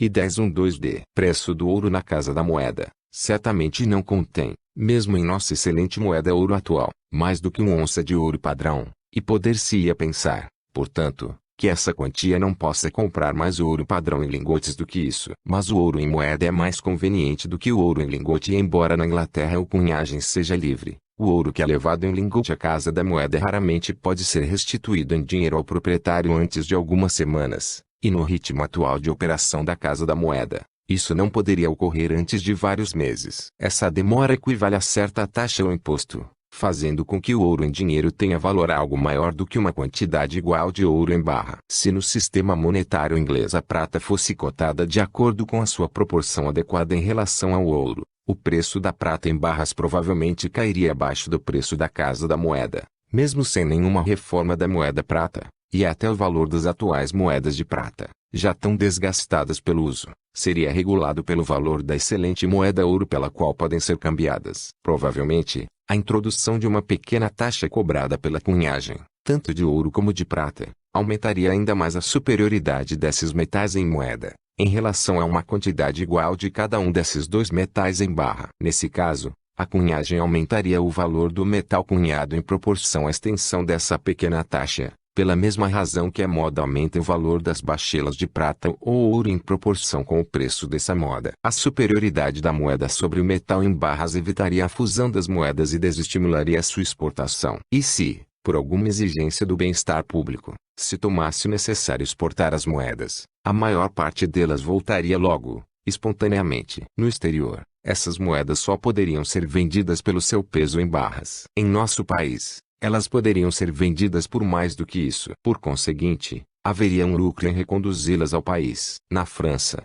impõe-se uma taxa de aproximadamente 8% na cunhagem. Conforme se afirma, a moeda francesa, quando exportada, regressa novamente ao país espontaneamente. As flutuações ocasionais do preço de mercado do ouro e da prata em barras derivam das mesmas causas que as flutuações similares que ocorrem no preço de mercado de todas as outras mercadorias. A perda frequente desses metais, devido a acidentes de transporte por mar e terra, ao consumo contínuo dos mesmos nas operações de douração e incrustação, à confecção de adornos etc., ao desgaste das moedas pelo uso frequente exige, em todos os países que não possuem minas próprias, uma importação contínua, a fim de compensar essas perdas. Os importadores, como aliás todos os comerciantes, suponho, procuram, na medida do possível, adaptar suas importações à demanda imediata conforme seu cálculo de probabilidade. Todavia, não obstante todas as cautelas, por vezes exageram nas importações, por vezes ficam abaixo da demanda real. Quando importam mais ouro ou prata do que a demanda exige, ao invés de assumirem o risco e o incômodo de reexportar o excedente, às vezes preferem vender-o na parte a preço levemente abaixo do preço normal ou médio. Ao contrário, quando importam menos do que o desejado pela demanda, às vezes conseguem preços superiores aos normais ou médios. Mas quando, com todas essas flutuações ocasionais, o preço de mercado, do ouro ou da prata em barras, continua durante vários anos consecutivos a manter-se constantemente mais ou menos acima ou mais ou menos abaixo do preço da Casa da Moeda, podemos estar certos de que essa constante superioridade ou inferioridade é resultante de alguma coisa no tocante ao estado da moeda, fator esse que faz com que certa quantidade de moeda equivalha a mais ou a menos do que a quantidade exata de metal em lingote que a moeda deve conter. A constância e a firmeza do efeito supõem constância e firmeza proporcionais na causa. O dinheiro de qualquer país constitui,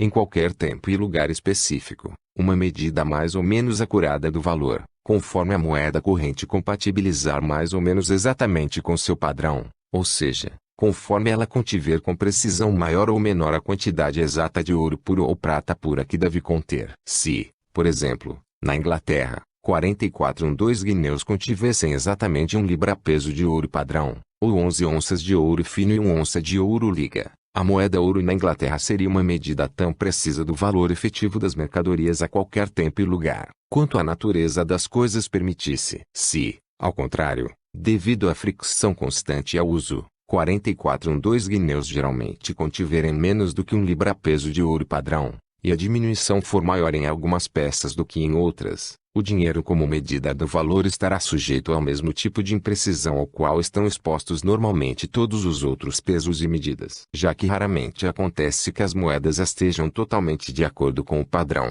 o comerciante ajusta o preço de suas mercadorias da melhor forma que pode, não aos pesos e medidas ideais, mas aquilo que, na média e baseado na experiência, considera serem os preços efetivos. Em consequência de tal desajuste da moeda ajusta-se o preço das mercadorias não a quantidade de ouro ou prata puros que a moeda deveria conter, mas aquilo que, na média, e com base na experiência, se considera que ela contém efetivamente. Cumpre observar que por preço das mercadorias em dinheiro entendo sempre a quantidade de ouro ou prata puros pela qual são vendidas, abstraindo totalmente da denominação da moeda. Por exemplo, considero que 6 shillings e 8 pence, na época de Eduardo I, são o mesmo preço em dinheiro que 1 libra esterlina no momento atual. Isto porque os 6 shillings e 8 pence do tempo de Eduardo I continuam sendo, na medida em que possamos julgar, a mesma quantidade de prata pura de 1 libra esterlina nos dias de hoje.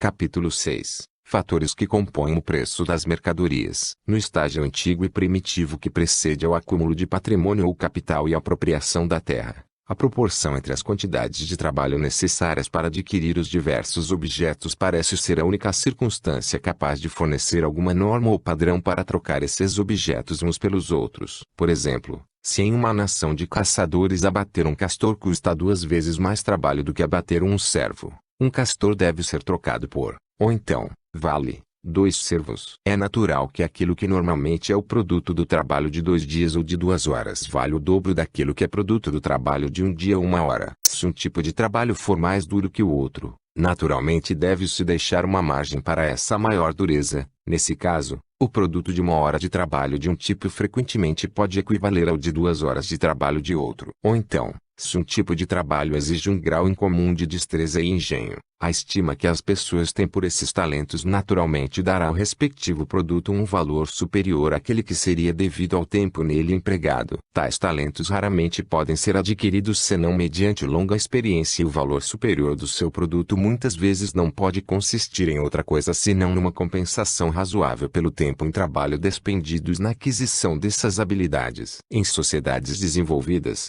essa compensação pela maior dureza de trabalho ou pela maior habilidade costuma ser feita através dos salários pagos pelo trabalho. Algo semelhante deve ter havido provavelmente nos estágios mais primitivos da civilização. Nessa situação, todo o produto do trabalho pertence ao trabalhador, e a quantidade de trabalho normalmente empregada em adquirir ou produzir uma mercadoria é a única circunstância capaz de regular ou determinar a quantidade de trabalho que ela normalmente deve comprar, comandar ou pela qual deve ser trocada. No momento em que o patrimônio ou capital se acumulou nas mãos de pessoas particulares, algumas delas naturalmente empregarão esse capital para contratar pessoas laboriosas, fornecendo-lhes matérias-primas e subsistência a fim de oferir lucro com a venda do trabalho dessas pessoas ou com aquilo que este trabalho acrescenta ao valor desses materiais. Ao trocar-se o produto acabado por dinheiro ou por trabalho, ou por outros bens, além do que pode ser suficiente para pagar o preço dos materiais e os salários dos trabalhadores, deverá resultar algo para pagar os lucros do empresário,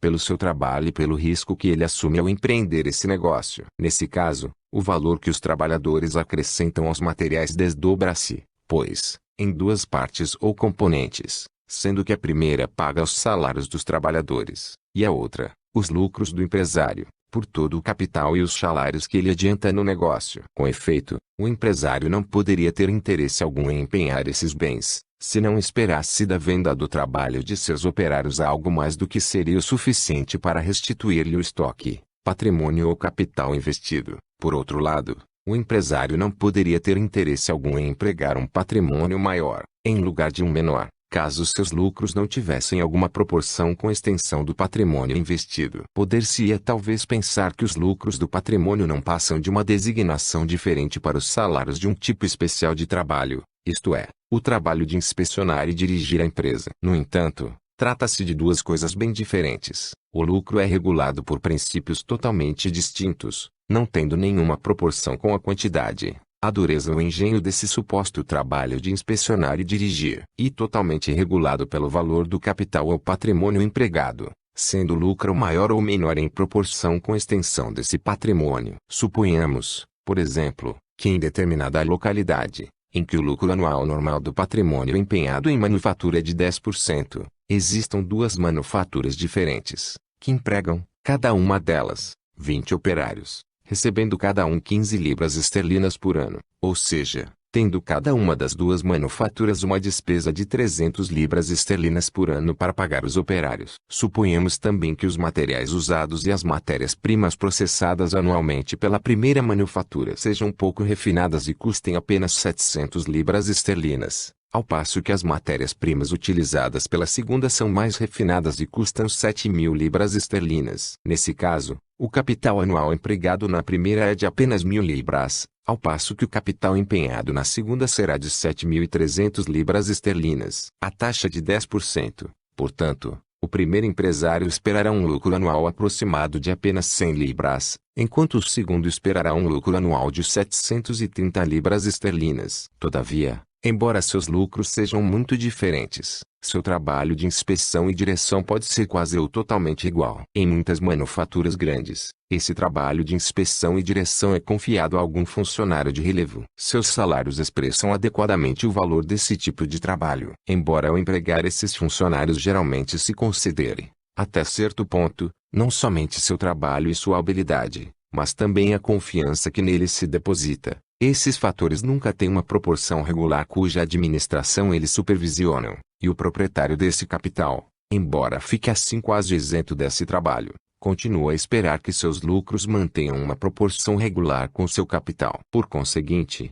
no preço das mercadorias, os lucros do patrimônio ou capital empenhado constituem um componente totalmente distinto dos salários pagos pelo trabalho, sendo regulados por princípios bem diferentes. Já nessa situação, o produto total do trabalho nem sempre pertence ao trabalhador. Na maioria dos casos, este deve reparti-lo com o dono do capital que lhe dá emprego. Também já não se pode dizer que a quantidade de trabalho normalmente empregada para adquirir ou produzir uma mercadoria seja a única circunstância a determinar a quantidade que ele normalmente pode comprar, comandar ou pela qual pode ser trocada. É evidente que uma quantidade adicional é devida pelos lucros do capital, pois este adiantou os salários e forneceu os materiais para o trabalho dos operários. No momento em que toda a terra de um país se tornou propriedade privada, os donos das terras, como quaisquer outras pessoas, gostam de colher onde nunca semearam, exigindo uma renda, mesmo pelos produtos naturais da terra. A madeira da floresta, o capim do campo e todos os frutos da terra,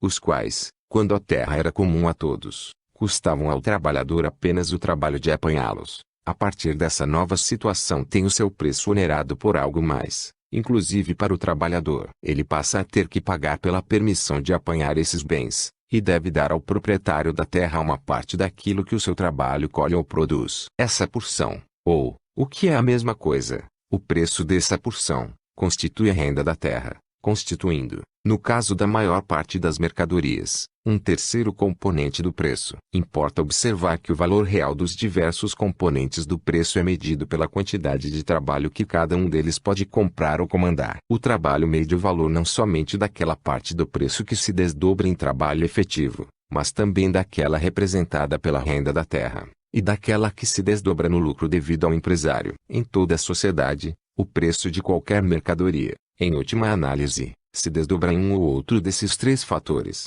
ou então nos três conjuntamente, e em toda sociedade mais evoluída, os três componentes integram, em medida maior ou menor, o preço da grande maioria das mercadorias. No preço do trigo, por exemplo, uma parte paga a renda devida ao dono da terra, uma outra paga os salários ou manutenção dos trabalhadores e do gado empregado na produção do trigo, e a terceira paga o lucro do responsável pela exploração da terra. Essas três partes perfazem, diretamente ou em última análise, o preço total do trigo. Poder-se-ia talvez pensar que é necessária uma quarta parte, para substituir o capital do responsável direto pela exploração da terra, ou para compensar o desgaste do gado empregado no cultivo e o desgaste de outros equipamentos agrícolas. Todavia, deve-se considerar que o próprio preço de qualquer equipamento ou instrumento agrícola, como por exemplo de um cavalo utilizado no trabalho, se compõe também ele dos mesmos três itens enumerados: a renda da terra no qual o cavalo é criado, o trabalho despendido em criá-lo e cuidar dele,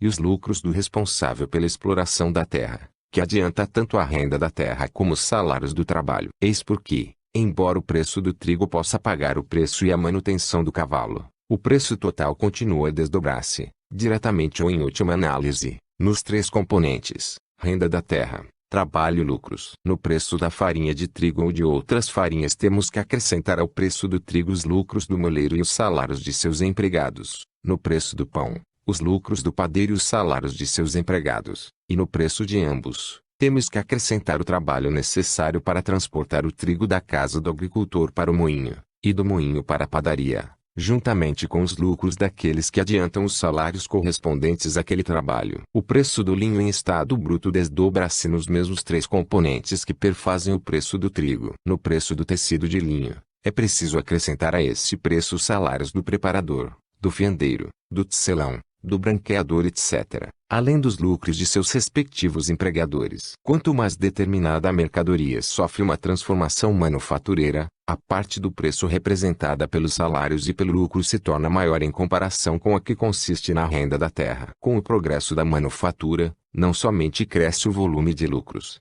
mas cada lucro subsequente é maior do que o anterior, pois o capital do qual provém o lucro deve ser sempre maior. Por exemplo, o capital que dá emprego aos tecelões deve ser maior do que o capital que dá emprego aos fiandeiros, porque esse capital repõe aquele capital com seus lucros, como também paga os salários dos tecelões, e os lucros sempre devem manter alguma proporção com o capital. Nas sociedades mais desenvolvidas, porém, existem sempre algumas mercadorias cujo preço se decompõe em apenas dois fatores: os salários do trabalho e os lucros do patrimônio ou capital, existindo também o número ainda menor de mercadorias em que o preço total consiste unicamente nos salários do trabalho. No preço de peixe do mar, por exemplo, uma parte paga o trabalho dos pescadores, e a outra os lucros do capital empregado na pesca. É muito raro, neste caso, que a renda paga pelo arrendamento da terra também seja um componente do preço, embora isto aconteça às vezes, como exporei adiante. É diferente o caso da pesca fluvial.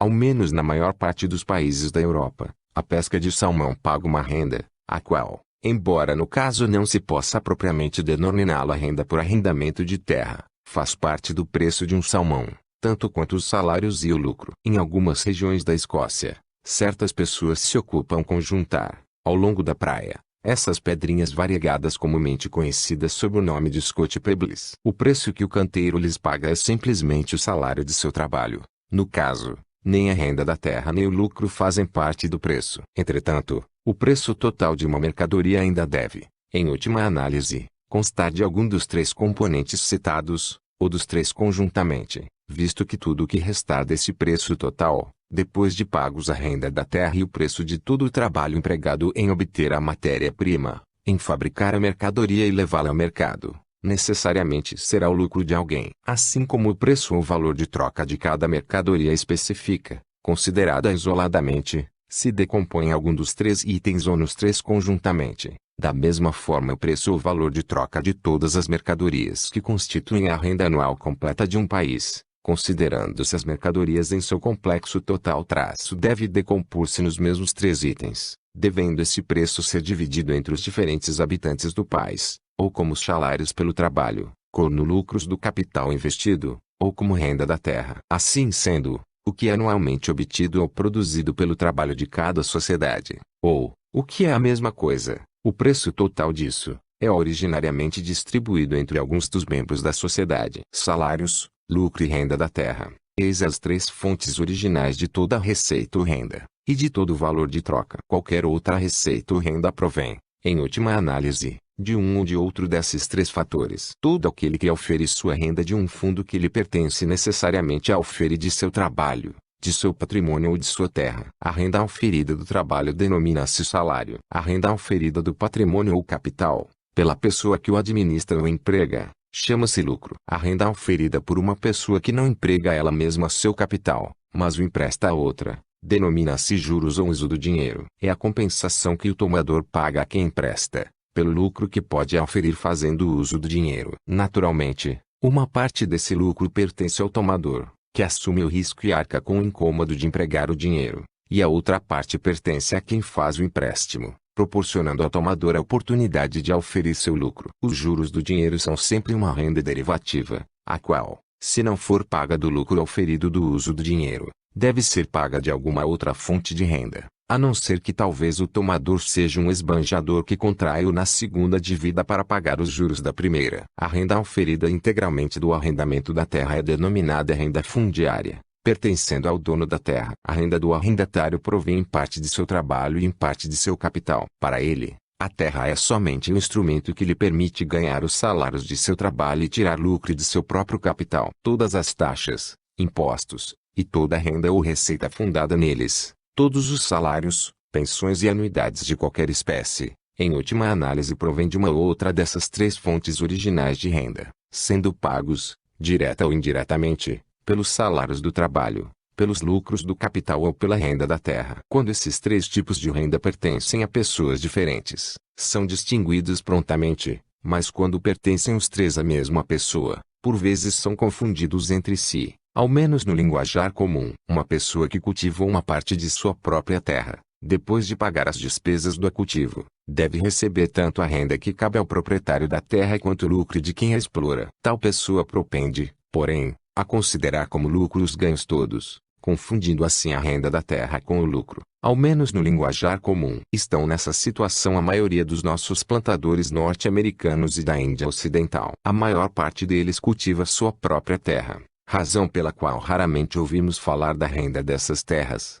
mas com frequência ouvimos falar do lucro que elas produzem. É raro os agricultores empregarem um supervisor para dirigir as operações. Geralmente eles também trabalham muito com as próprias mãos, cultivando, arando, passando a grelha, etc. Por conseguinte, o que resta da colheita, após pagar a renda da terra, não somente deve restituir-lhes o patrimônio ou o capital empregado no cultivo, juntamente com seu lucro normal, mas deve também pagar os salários que lhes são devidos, como trabalhadores e como supervisores. E no entanto, tudo o que resta, após pagar a renda da terra e restituir o capital empregado, é denominado lucro. Ora, evidentemente os salários representam uma parte desse todo. Economizando esses salários, necessariamente o arrendatário irá ganhá-los. Aqui, portanto, os salários são confundidos com os lucros. Um manufator independente, que tem capital suficiente tanto para comprar materiais como para manter-se até poder levar seu produto ao mercado, deve ganhar tanto os salários de um trabalhador contratado por um patrão quanto o lucro que o patrão realiza pela venda do produto do trabalhador. E no entanto, tudo o que esse manufator independente ganha é geralmente chamado de lucro. Também nesse caso, os salários são confundidos com o lucro. Um horticultor que cultiva pessoalmente sua própria horta desempenha ao mesmo tempo duas funções: proprietário da terra, responsável direto pela exploração da terra, e trabalhador. Consequentemente, seu produto deve pagar-lhe a renda que cabe ao primeiro, o lucro que cabe ao segundo e os salários que cabem ao terceiro. No entanto, comumente tudo é considerado como proventos de seu trabalho. Nesse caso, tanto a da terra como o lucro são confundidos com os salários. Já que em um país evoluído há somente poucas mercadorias cujo valor de troca provém exclusivamente do trabalho, sendo que a terra e o lucro contribuem em larga escala para perfazer o valor de troca da maior parte das mercadorias, a produção do trabalho anual sempre será suficiente para comprar ou comandar uma quantidade de trabalho muito maior do que a que foi empregada para obter, preparar e produção ao mercado. Se a sociedade empregasse todo o trabalho que pode comprar anualmente,